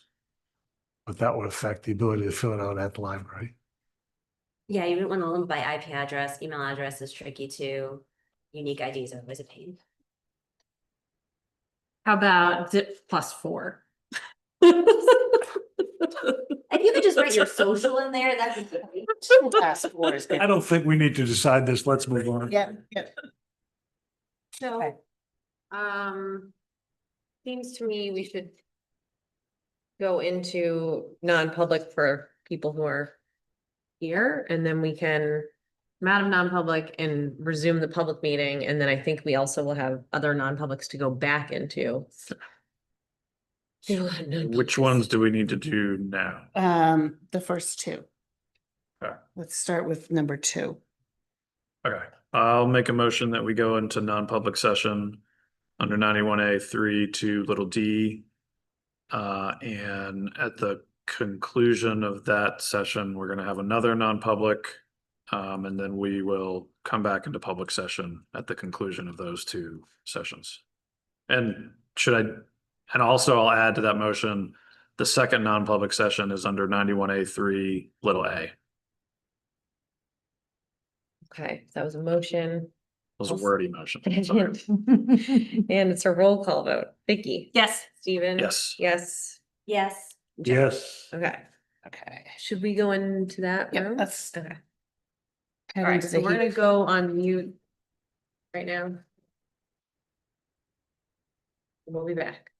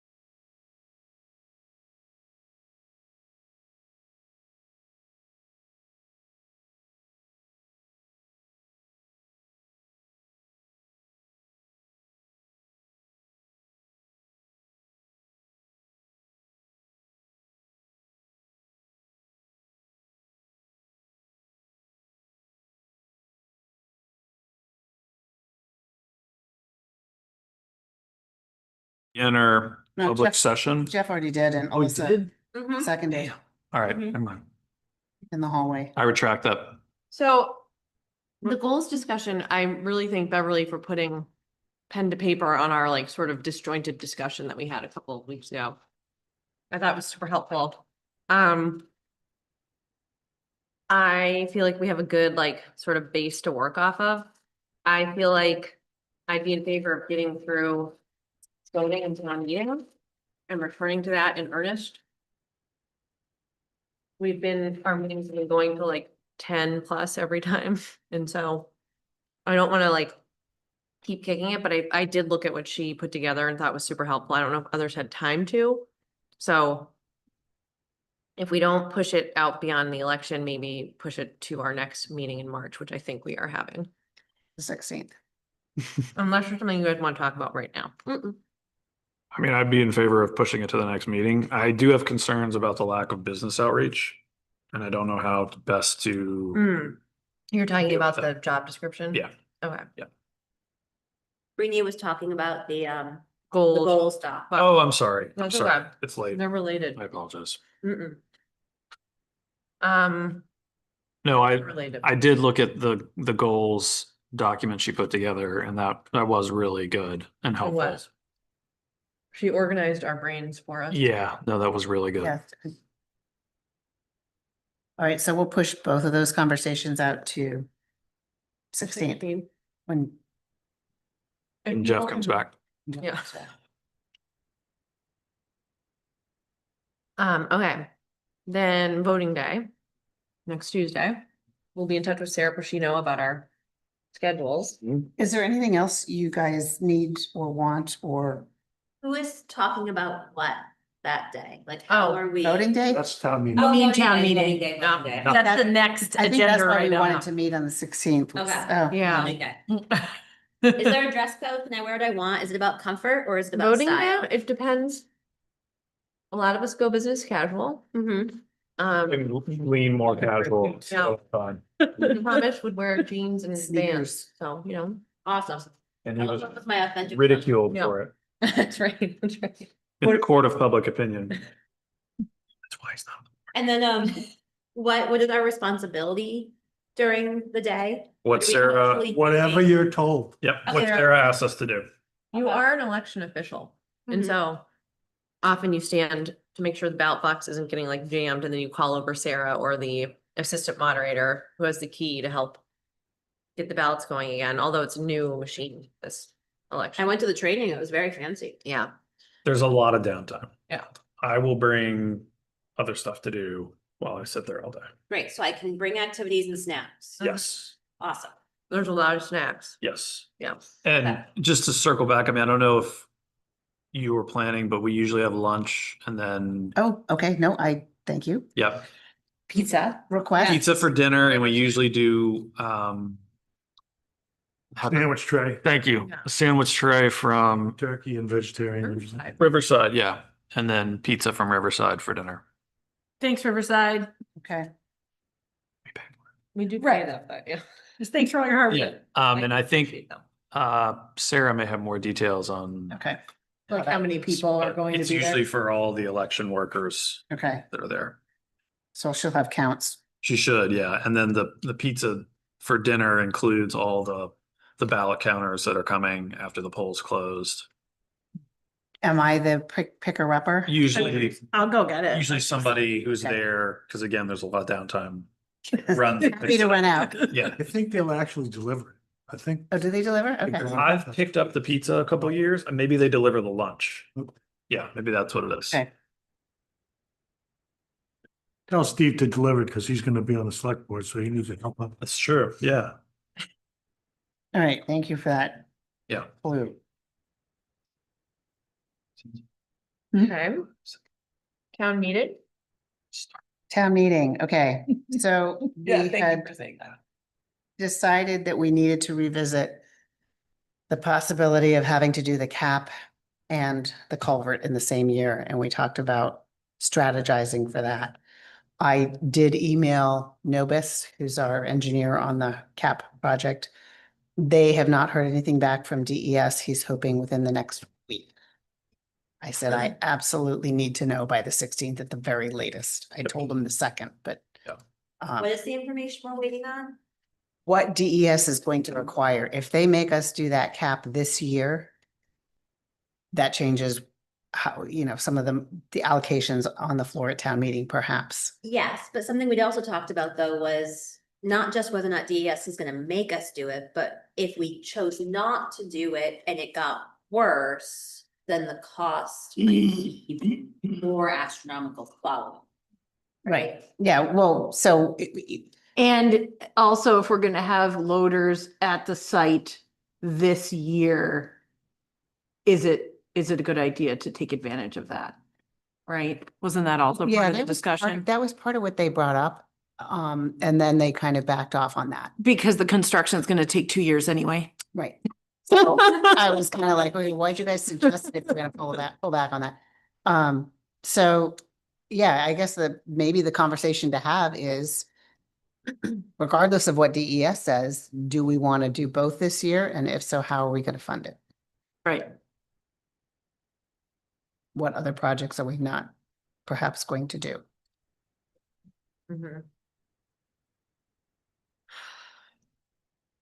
I mean, so for me, the lowest possible hanging fruit comes from our capital reserve conversations with Mr. Feller, where he was happy to carry forward the plans that were already written regarding the Houston barn siding and town hall renovations, but that he wasn't willing to grandstand about them, right? He said that this was marked down for this time period, but it's not necessarily because somebody was putting pressure on us to do it at this point or because something's broken, right? So I know that that's certainly not $800,000. But it seems like the lowest hanging fruit in the CRF. And there's two town hall renovations, right? There was like 70,000, like 75,000 or something like that. So we could discuss maybe, especially like with Karen sitting right here, of whatever those two lines represent, which one is more feasible to actually happen in 2026. I wish I had the CRF here. If I go backwards to Take a look at different, the meeting on around the 8th okay, of January. okay. 'Cause that's when we finalized this. So maybe it was the one before that. 12th? Fund flow through 2045. Does that sound That's right? it. Fund flow? Yep. Great. Which numbers? Which meeting are you in? Oh, sorry, I'm in the 12th Yep. number and 11. number 11. There you go. Thank you, Stephen.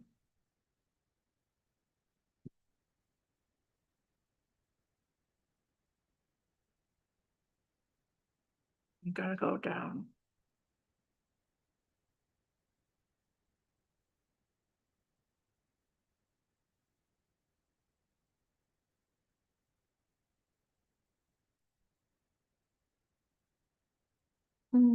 Is the Houston barn siding not in here anymore, or was that in the maintenance trust? Maybe It's in a I'm, maintenance. trust. sorry. Right.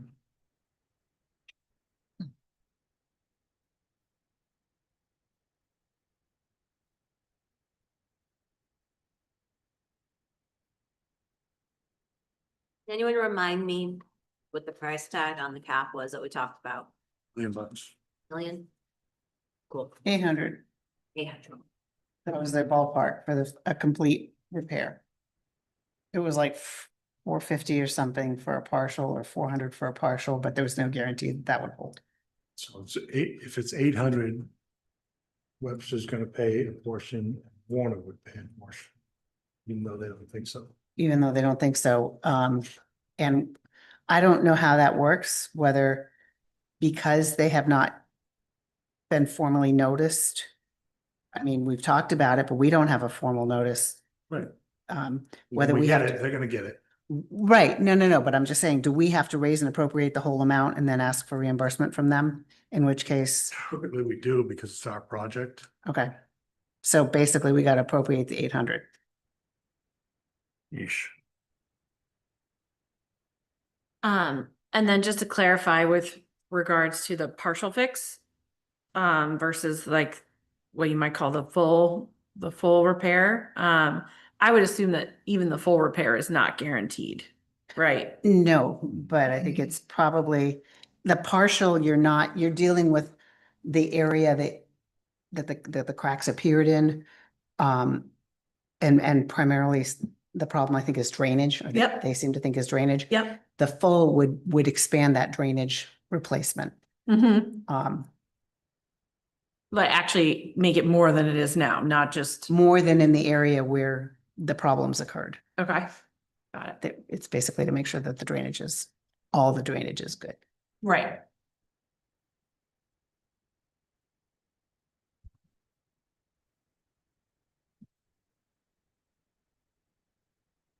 So we heard remove town hall renovation. I do think we will need some money for that, Mm-hmm. especially if we bring on another person. Because I don't think we really have a place to put them right now.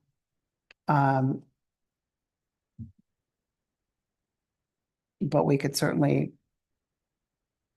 come up with, 70, 75, maybe even more than that, Weren't, even close to 100. weren't we also gonna flip the reserve fund appropriations? So pull from the road bridge rehabilitation? Yes, we brought that up as well. I'm sorry, I'm missing that. So my memory was that we were looking at, if we wanted to do this, we were looking at Article 4 of the warrant, Mm-hmm. Yep. and we were gonna amend it on the floor to pull money from the road bridge rehabilitation into the sewer sludge removal. Or maybe it was transfer station equipment. Oh, that's what it was, transfer station equipment and facilities. So capital reserve is different from the maintenance trust, right? It's a Yes. different warrant article. Right. So, I mean, it doesn't really matter. We could just, Reduce it. when we explain the situation to the body politic, we will say that we want to fund this project that we weren't sure when originally putting the budget together that we would have to fund or what the price tag was. And we're still not 100% sure on that, but it feels more urgent now. And so we want to perhaps lift some from this line, some from this line in Article 3, and then some from this line in Article 4, in the hopes of not changing the tax rate we quoted to people, Right. but shuffling the money we're interested in spending. I just, there's already some money in the road and bridge, right? Yeah, there's But 361 right now. Yep. I mean, And you need 750 to hit the 1.1 to do the culvert. But I thought we were, from the last time Dan was here, I thought we were more worried about dealing with the cap than what DOT might say about us putting off the road bridge for another year. I think there are a couple different paths forward. I think one path is we try to prioritize one or the other project. Right, and so we say, hey, we were gonna put aside money for this, but instead we're gonna put aside money for that in terms of those two big projects. I think what Vicky was just talking through is, let's imagine that road goes down this year and the cap needs to be fixed this year. What are we doing? And do we want to plan for that scenario by deprioritizing other smaller, less like infrastructure critical projects? Because it feels funny to be like, hey, yeah, we're putting aside money for the barn siding, but also the cap might break and the culvert might break. Break might not be the right word to say, you know what I'm saying? Yeah. I mean, that's why we have a robust fund balance, is if we do have to do both projects in the same year, that we can dip into looking at an Well- emergency expenditure and use the fund balance to do that. Said that we don't want to be touching the fund balance because we have to fund the sludge removal project up front and then get reimbursed. That's right. I forgot about And that. so we actually are pretending that that is not there That's right. At all, or could like some of it be? at all, because we had pushed on that and Karen went to go chat with Kelly and it was like, yes, we're gonna get the money back. And in those like couple days, those moments of money moving, we need all of that there. 'Cause of Yeah, the they're gonna amount be of money that's going to be moved. 30 to 45-day increments. Yeah. Okay. So does it make sense that we're only examining the CRF and the maintenance at this point, that we're not taking a step further back and looking at the operating? And the reason I ask that is because I understand that money needs to be in certain buckets.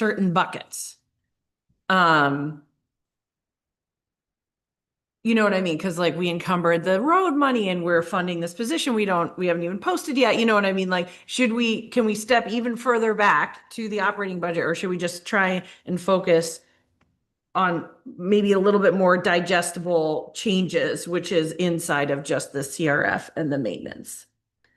I think the operating budget's pretty much set at this point now. Going backwards and messing with that, I don't think is a good idea. I mean, I agree with you. I spent so much time talking about it. I don't want to rewind that.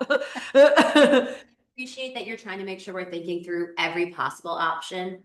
From an operating budget standpoint, I do feel like what we're putting forward is appropriate for the services we want to offer the town, and so looking at the projects is where we should be.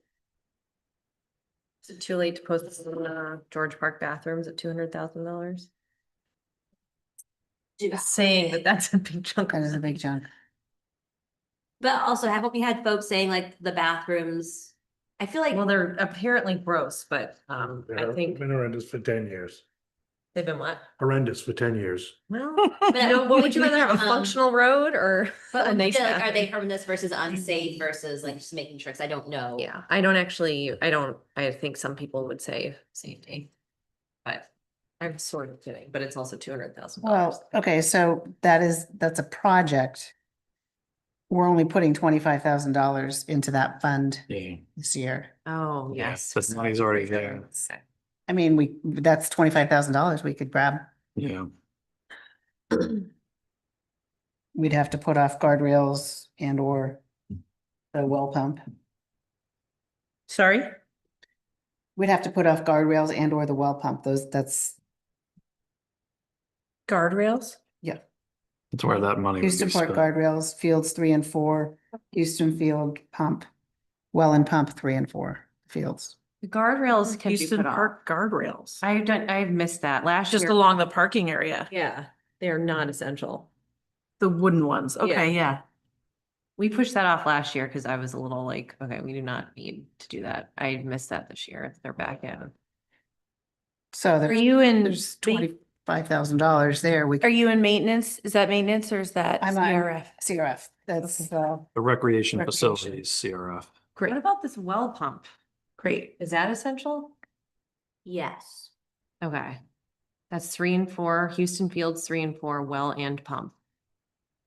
and we have enough to do that with the bathrooms. With what we already have on hand. Are we?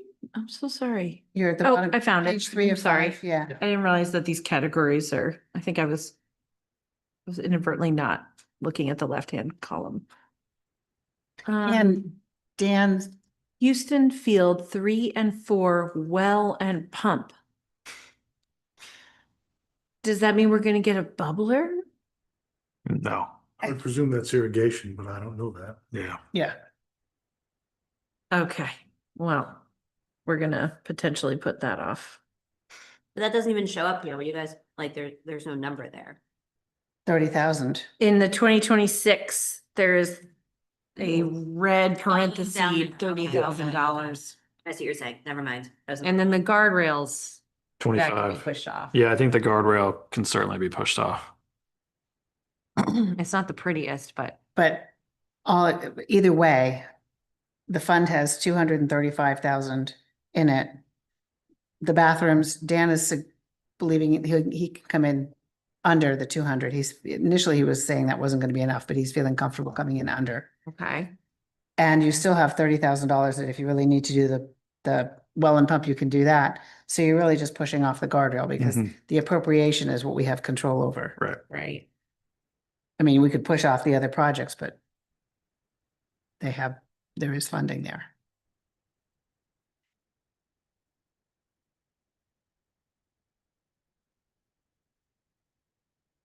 So in terms of earmarking, like where are we at? Let's see, we're at $185,000. If you just look at Houston barn siding, Houston Field 3 and 4 well, and then Houston Field guardrail, it's $185,000. But I think No, No? that's the expenditure side of it. The appropriation Oh, the is appropriation. 25,000 I into the see. recreation CRF. I see, I see, I see. There's bad news. No, no, Um, no, that's okay. No, But I I get it. see, if we look at the transfer station CRF right above that, there's a $70,000 appropriation, which I'm assuming in addition to the $480,000 next year is to repair their landfill cap. Mhm. So we could, We sell the trailers yet? I don't know, actually, I forgot to ask them. Could be some money there. Yeah.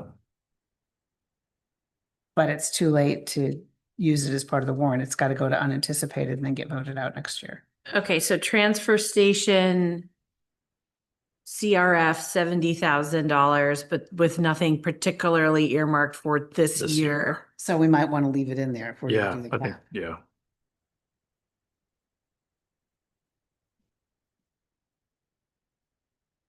But Because you're gonna want to actually probably increase that line to 800. right, but how, yeah, so going back to recreation facilities, I mean, that's limited to whatever that fund was set up for. So what I'm proposing is zero out that $25,000 appropriation Okay, and put that, add it to the 70. got So it, now we're at what got it. That makes, Yeah, that's, that's kind of- got it. Okay, my head. that was my thinking about answer. it. Yep, thank you. So that gets us to 95. What's our target? It's a lot more. Going. So, so inside of the maintenance trusts, though, we have our $130,000 price tag for Houston barn siding, but I see what Karen is saying now. The appropriation for that was only 123,000. So we'll Right, grab 123.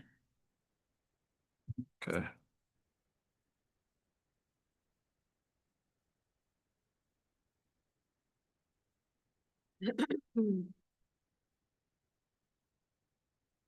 And we could probably grab 95 or at least 75 from the town hall. The maintenance trust? No, sorry, that's back in the capital reserve. And CRF.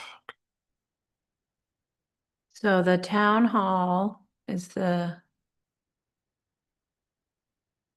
Let's see. There it is. Yeah, because it had 95 for the appropriation.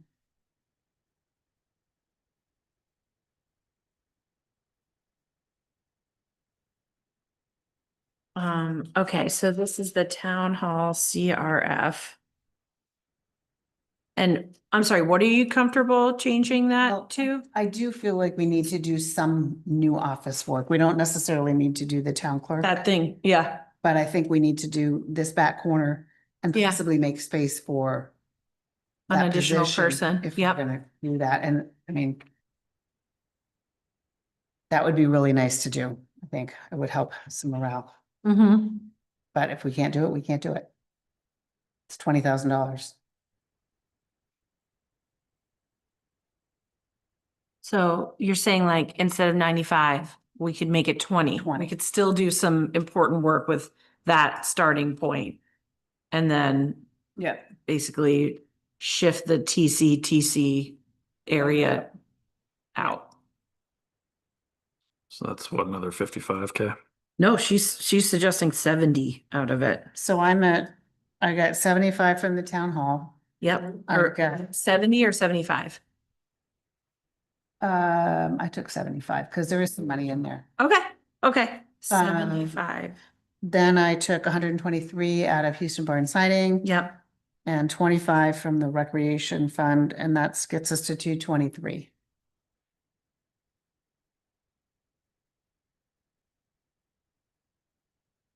Was there anything else in the maintenance trusts? 2,500, not really.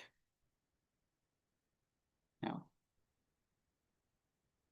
I mean, we do have the ability, if we can't cut here and there enough, to call a meeting and get bonding authority. Cause I just am uncomfortable cutting too deep on all this stuff and deferring out some of these capital projects and maintenance, cause that's just gonna really bite us down the road.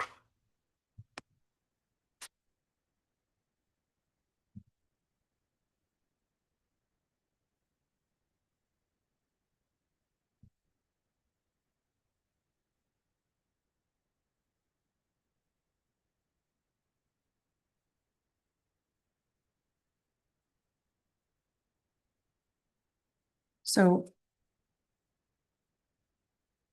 The other option is the whole, we don't make all of those changes.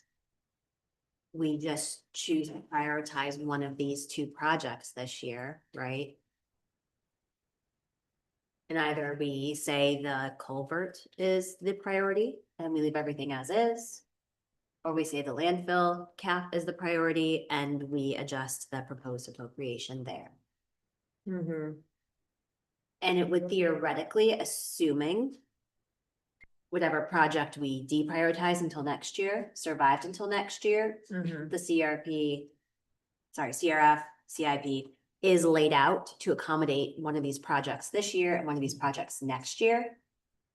What we're trying to see is if we can cram them into the same year, if they both reach a critical issue without necessarily causing the taxpayers more money, because I think what we would do if we crammed them both into this year is then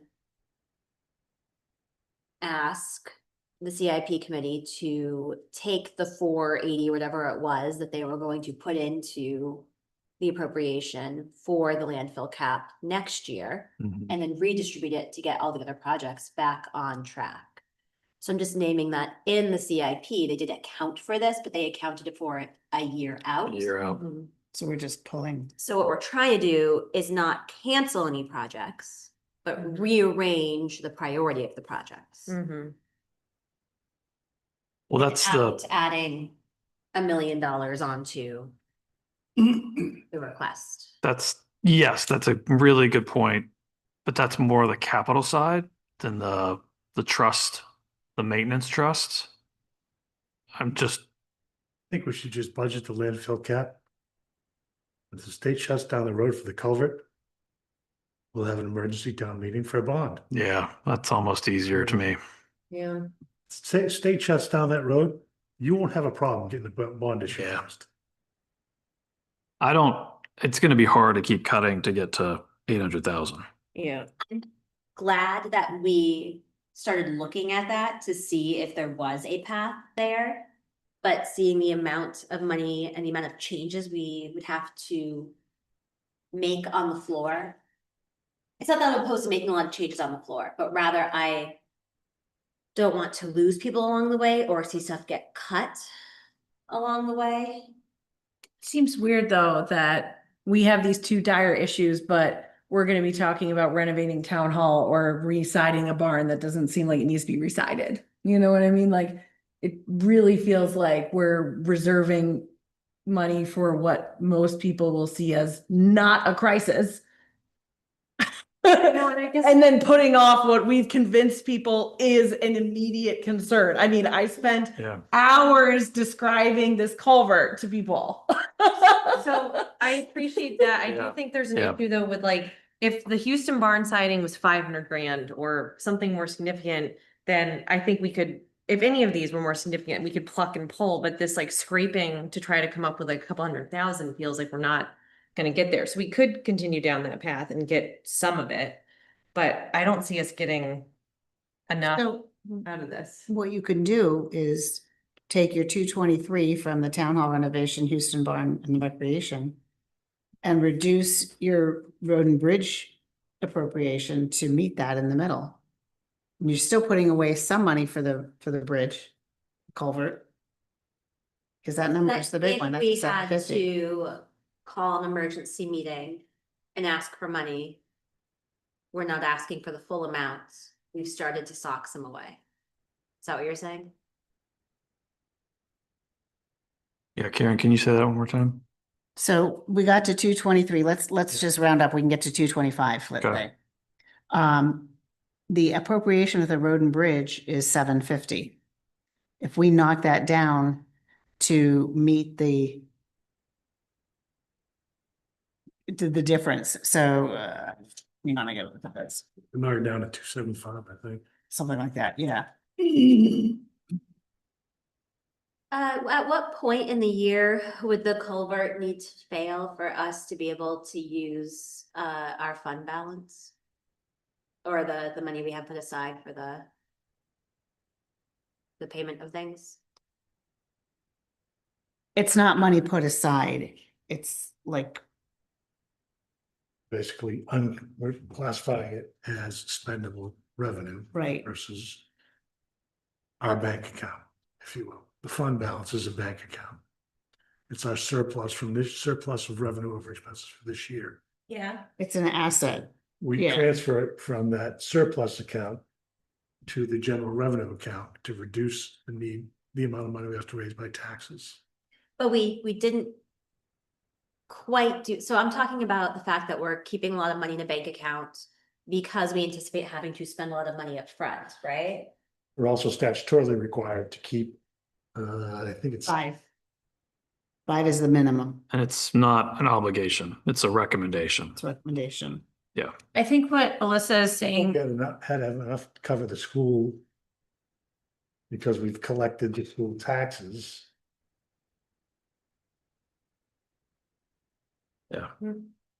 What I guess I'm trying to say is, we keep saying that we can't touch certain money because we have cash on hand to pay bills up front before getting reimbursed. Yeah, we have to And when float I'm- the project. What I'm asking is, at what point do we not need to float the project? Right. And therefore that money becomes available for you? It's a 2-year project, isn't So it? it's for the full 2 years it needs to be there. Okay. We That's why I might was just checking. Yes. get a partial. You're like September. It might, yeah, it might slow down in the wintertime. I don't really know. You know, depends on when they get going, depends on how much they can do. I think, sorry, I didn't mean to cut you off. Go ahead. No, go ahead. I was just, this effort to find $800,000. I feel unprepared to do that without talking to Dan and the CIP committee.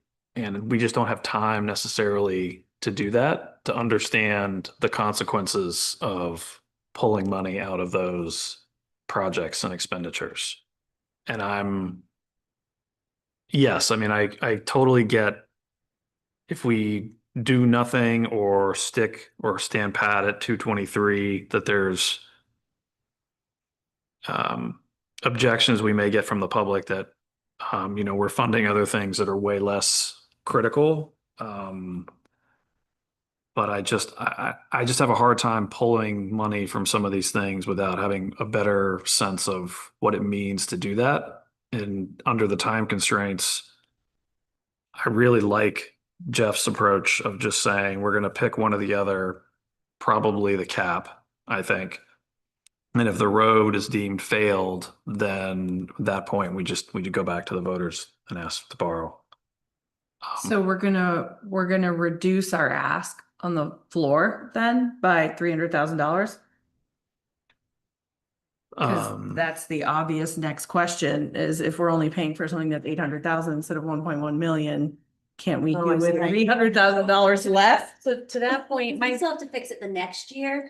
Right. yeah, but so Guys, I mean, it I- feels like we're having our cake and eating it too. well, so I would be more inclined to stick with the plan with the road. And so that brings me back to my question about the cap. Is it a must do this year? We don't know.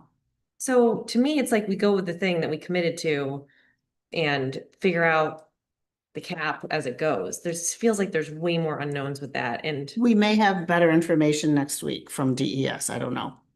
I mean, I Yeah, hate to, I mean, I hate to throw that out there. Either one can be forced by the state if they want to force us. Yeah. And they right, could both force us for both projects at the same time. true. Well, DES isn't gonna force you to repair that culvert, I don't think. They're just gonna close it down. Mhm. Right. Right.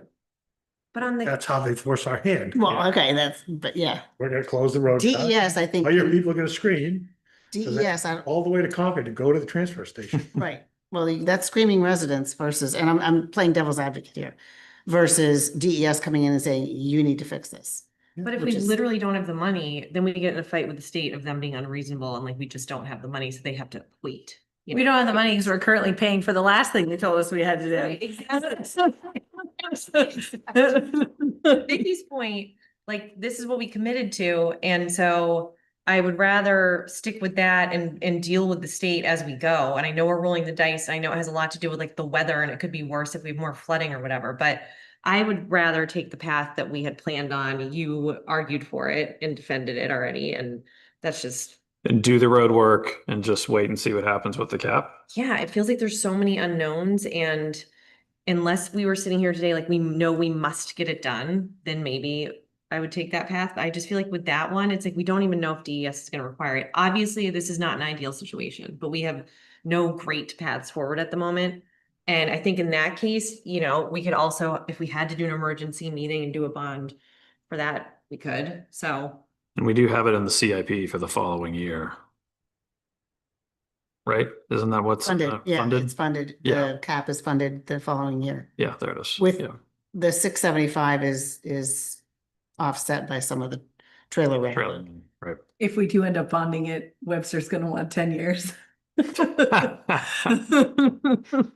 So where do people, Vicky, are you with me on wanting to stick with the plan or like? I am. and- I am. It's a selfish thing to say, though. It's because I basically, over the course of like talking about the culvert, became personally convinced that we need to do it. Well, I think So- you do. I mean, I think it's real. It's not like you're making it up. Like that thing needs to be dealt with. You know, like reading about the red list and everything and Dan saying that basically we're, basically one inspection away from them just completely shutting it down. Yeah. But I am like so not a civil engineer. It feels uncomfortable weighing these options. The crack in the cap was discovered by Dan while mowing the cap.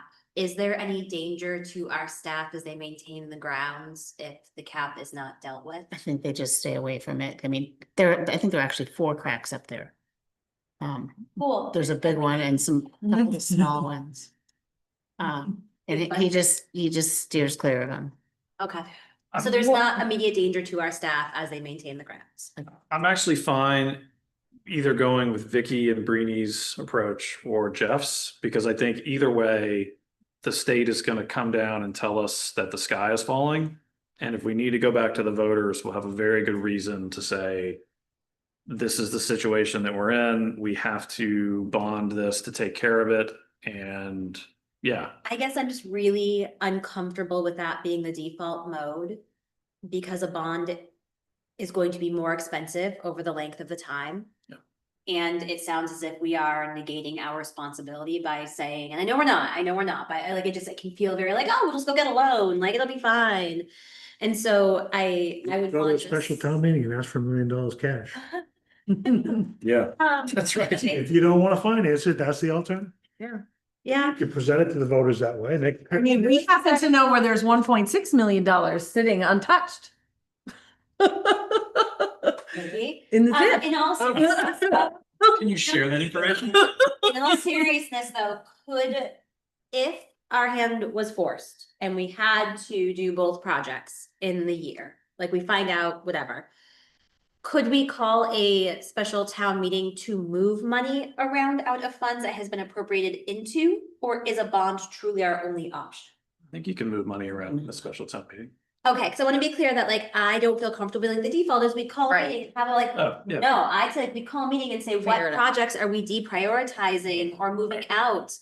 or like, what, how are we going to do this? Not how are we going to take out more money that's gonna cost more money Yeah. over the length of the bond. Yeah. That's fair. Yeah. Okay, so I guess to Vicky's earlier point about like, it feels awkward to have these, like, I'm sorry, the guardrail thing really gets me. We do not need to do a $25,000 guardrail. So could we try to get some comfort for Stephen and the rest of us on that 225K that we came up with? So we have that chunk, at least if we take the road path and we're gonna do the road project, then we're talking about trying to get the 800 grand or whatever for the cap. And if we could cut that by 225. Yeah, I was gonna actually throw this out to Dave Feller and say, hey, Dave, if we had to do these projects this year, what would you do to this? And see what he comes back with. Can Okay. you come back by the 16th? You don't think he's gonna want to give you? Oh, he knows those- exactly. He's not gonna want to He hear doesn't from me make- this time of year. No, I'm saying he doesn't want to make that call. I know he doesn't, but I would You don't say, want to make the if call he's- either. yeah. But if- it's if hard the- now. It is your job. It is your job. But, you know, what would his recommendation be? How would he achieve that? And, you know, like the guardrail, okay, we can push that out and I Mhm. can work with him on some of that. Mhm. And that's no But I think- knock on their work. I'm No, not- no. But I'm just wanting to be clear, because last year I made a comment about the guardrails and it was misinterpreted as me criticizing that group. And I'm just being clear, this is not a criticism. This is that we are between a rock and a very hard place on this. And I just think we can cut things like the guardrail, then we might have to do that. Well, the good news is that, again, it's in the CIP for next year. So both projects, they did a great job getting it in there. They're all Yes. represented. And I think what we're trying to say is, how do we start to squirrel away some amount of money in the event we're forced this year? Yeah. And so what you're looking at is what projects could we possibly delay or move later?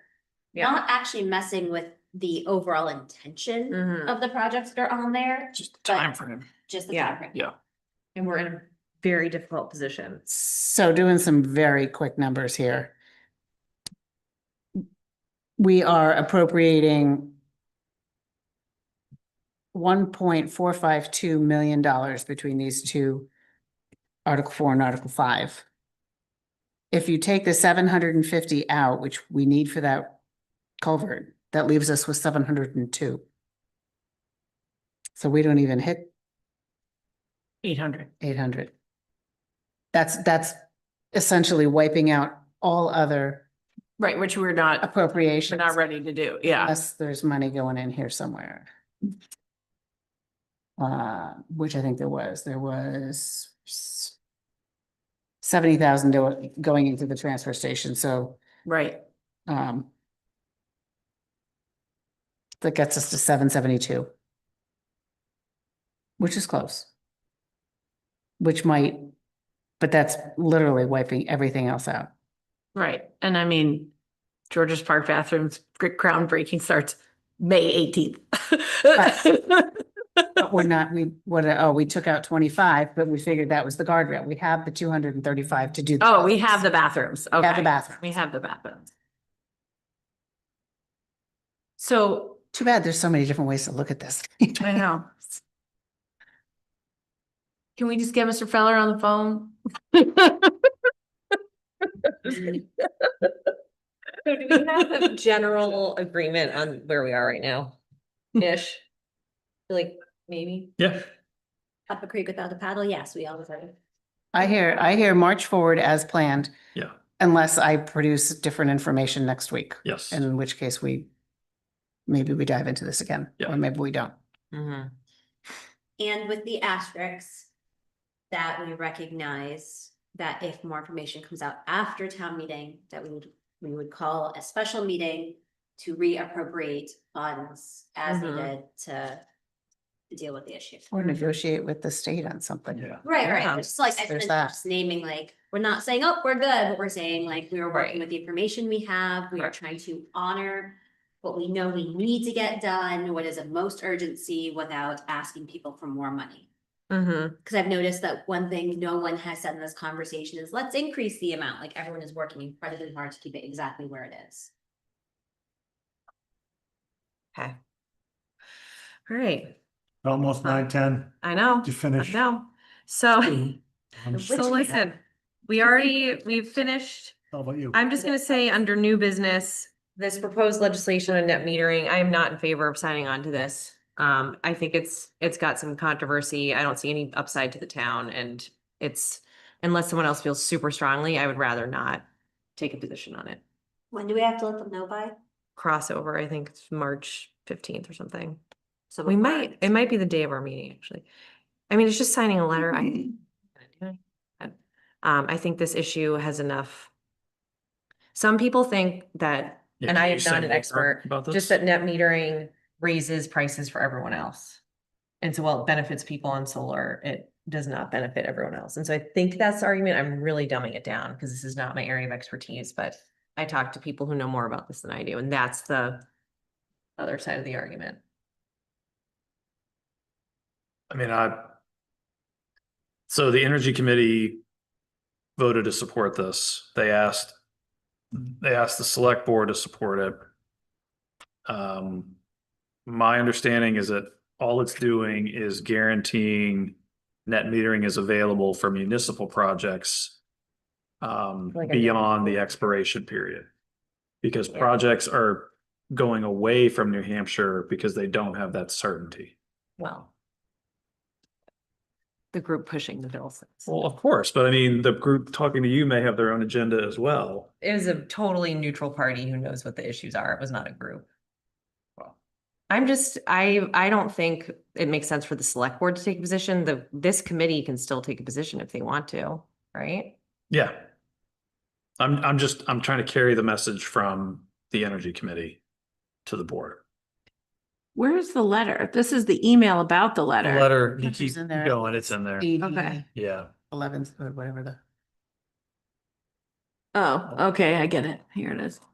SB 538.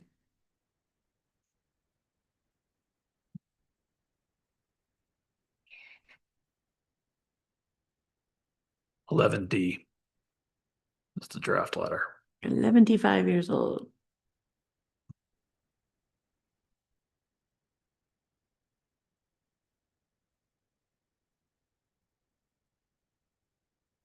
And this is like, we don't need to like hash this out too much. I just, based on conversations I had, I'd rather not have the town weigh in on this.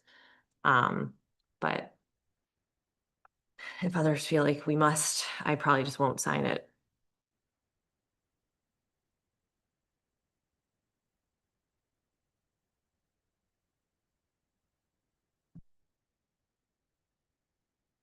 I don't think us doing it one way or the other is gonna move the needle on the bill, I'll put it that way, so. So it's just, are we on the record? You know. I don't disagree for with this that, bill? but yeah, Do we have any such projects impacting Hopkinton? we do. Which one? Well, we're part of the Poverty Plains project that just went up off the interstate on the way to Warner. And it's in place though, and so there, I think in the email, they said like things like that might not happen if we don't get this like extension.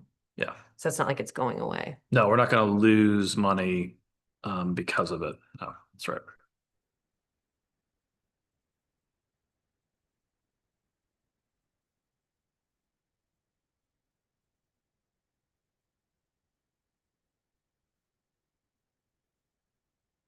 Well, I'm sorry. So what kind of certainty are we looking for here? This keeps being like, well, after 2040 is uncertain, so people don't want to build. But like, what kind of certainty are we getting if we sign this letter? We're not getting any certainty. They want us to support this bill, which Okay. is very partisan. I will add that. Okay. My understanding is it's probably not getting through anyway. Mm-hmm. I think that the bill just extends the amount of time for net, which currently goes through like 2040. It will Okay. extend it. Okay. And so I think us doing it or not doesn't make a difference at the end of the day. I just rather not have our town on the record on this particular bill. Because of the political I just ramifications, or I think that it's not a clear-cut issue. Thank you. And yeah, because I think it is pretty political and Remember that one time at town meeting, somebody came in front of the group and said, I think we should all sign a letter about offshore wind or something like that, right? But that was at town meeting. and that was to encourage the state to like look into it. It wasn't taking a position on a particular bill. yeah. Got it. Yeah.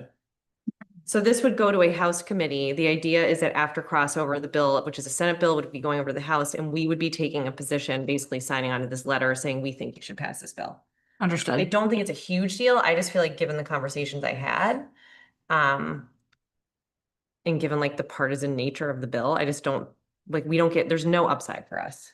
There could be like potential downside, I suppose, so. I don't recall, I mean, I don't recall the last time this board took a position on a pending bill. Mhm. So we can just decline. Oh, yeah. Yeah, they're just trying to get towns to sign Yeah. on to support. So. Yeah, anyway, I don't mean to like blow this thing up. I just have that opinion and figured I would share it. So we just don't have the like group think of just signing on because someone asked us to. I'm not suggesting that's what others would do, but since I had the information, I figured I would share it. Having not read the bill, I'm not really comfortable supporting it like with my name written down. I do support the Energy Committee, who probably discussed this and knows much more than we do, in signing in support or signaling their support as they would like to. I just also just don't know enough and my brain is really tired. They can also just sign it. They can do it. Yeah, the Energy Committee has already agreed Yeah. to sign it, Okay. so That's this, To me, that's, this okay, board not doing it Doesn't is make a not gonna difference. impact the Energy Committee's position that they've already taken. right, okay. Perfect. Next. Public forum. No, I need you to approve. There's a job description. There's in the folder. Oh, There's I didn't see the also, review approved. there's a, yeah, you scoot to the bottom there. Sorry, I thought I saw job description and I thought it was economic development. No, and it's a couple of minor changes to the deputy town clerk tax collector, but because they were made, we need to reapprove the job description. There's a compared document there. A lot of it is Mhm. formatting, but there's a few wording. Formatted.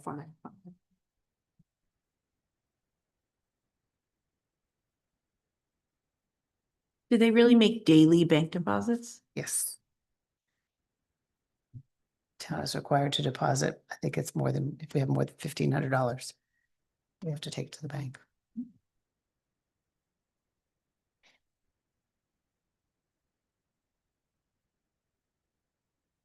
I mean, I think it reads absolutely fine. I feel like under summary of occupational exposures, it's kind of funny. Some exposure to cleaning fluids and toner. We don't have a lifting thing in here. That's the only thing that sort of jumped out at me. It doesn't say anything about like maybe required to lift any kind of weight. That's the only thing that Case of paper, case paper. which is right there. You can pick it up. It's 40 pounds. Going back to WB Mason, it's the wrong stuff apparently. Looking at the reformatted or the version that has the formatting on it, I don't have any concerns about any of the changes, so. Anyone else have any concerns? Motion to approve. Second. All those in favor? Aye. It's unanimous. Thank you. Now we can do public forum, I think. Yes. Slow clap. Do we have anyone online? Thanks for sticking it out. Good evening, everybody. Lauren Clement, 86 Maple Street. Going back to the ambulance being damaged, Vicky had stated maybe we should keep stats on ambulance calls that were missed to help justify it. In the budget presentation from the town, one of the increased drivers was ambulance wages. And I don't know if that could be tracked as well as loss of wages, which is revenue. And I don't know if you have to pay you can't just probably not, I don't know if they can cut their hours because we don't have a second ambulance. Right. Is it possible that this person that T-boned this thing is underinsured or has no insurance like you can have in New Hampshire? And now we're going to be on the hook for dealing with an ambulance if it is damaged. If So they're not insured, our insurance would cover it. Primex. Oh, we have some insurance on that. I gotcha. So I just was wondering if that was down for a long period of time, if that would be an issue. And I did want to sit here to find out what we were going to do with the cap and what was going to happen with that. That's why I was here. And I'm looking at Article 5, appropriations for expandable trust funds. And I'm wondering if, I don't know if town facilities is buildings here, if that includes other, or if there's a trust fund that could be leaned on for an emergency for either or of those two major projects to help you get to that finish line. I don't know what trust funds we have and what the balances are, but that seems like a good reason to have a trust fund is for a pending emergency that lands on your lap like this. I mean, yes, we do have those funds set up, but none of them have enough cushion to do all the things we want to do and also pay for these two very, very big ticket items. Oh, I'm not saying all out of pocket. I just said, as you were trying to scrape, if there was 200,000 or something that Yeah. didn't seem unreasonable to come out of a trust fund or various trust funds, maybe that would be an option. I don't have the totals on there, but I'm just looking at the warrant here and we're adding 123,000 to town facilities if it wasn't earmarked and the cap is considered a town facility. Well, there's 120. Hey, we gave it, then we're taking it back. We could add in a line. I item. just was a little food for thought and I don't want to, it sounds like this discussion's rolling over to your next meeting before we get there. Very likely, yeah. All right. That's all I had. I'll let you, I know Thanks. there's some. Thank you, Lauren. Thank you so much. Someone joined us online. If they wish to speak, they can raise their hand. Okay, thank you to everyone who joined us tonight. So we have 3 additional non-publics, so unless someone has something pressing for other or board committee updates, I suggest we. Housing Committee is on Thursday and we are going to do our best to put it on Zoom. Everything's on Thursday. Yeah. Hey. I know people kept being like, this meeting's on Thursday. Yeah. I'm gonna move that we go to the non-public under C reputation, 2 E legal, 2 A personnel. And at the conclusion of those sessions, we will not conduct any more public business. Second. Oh, Vicky's got it. Hi-oh. Roll call. Vicky. Yes. Steven. Yes. Yes. Yes. Yes. Okay. Thank you to everyone who joined us tonight. Thank you, Lauren. Next.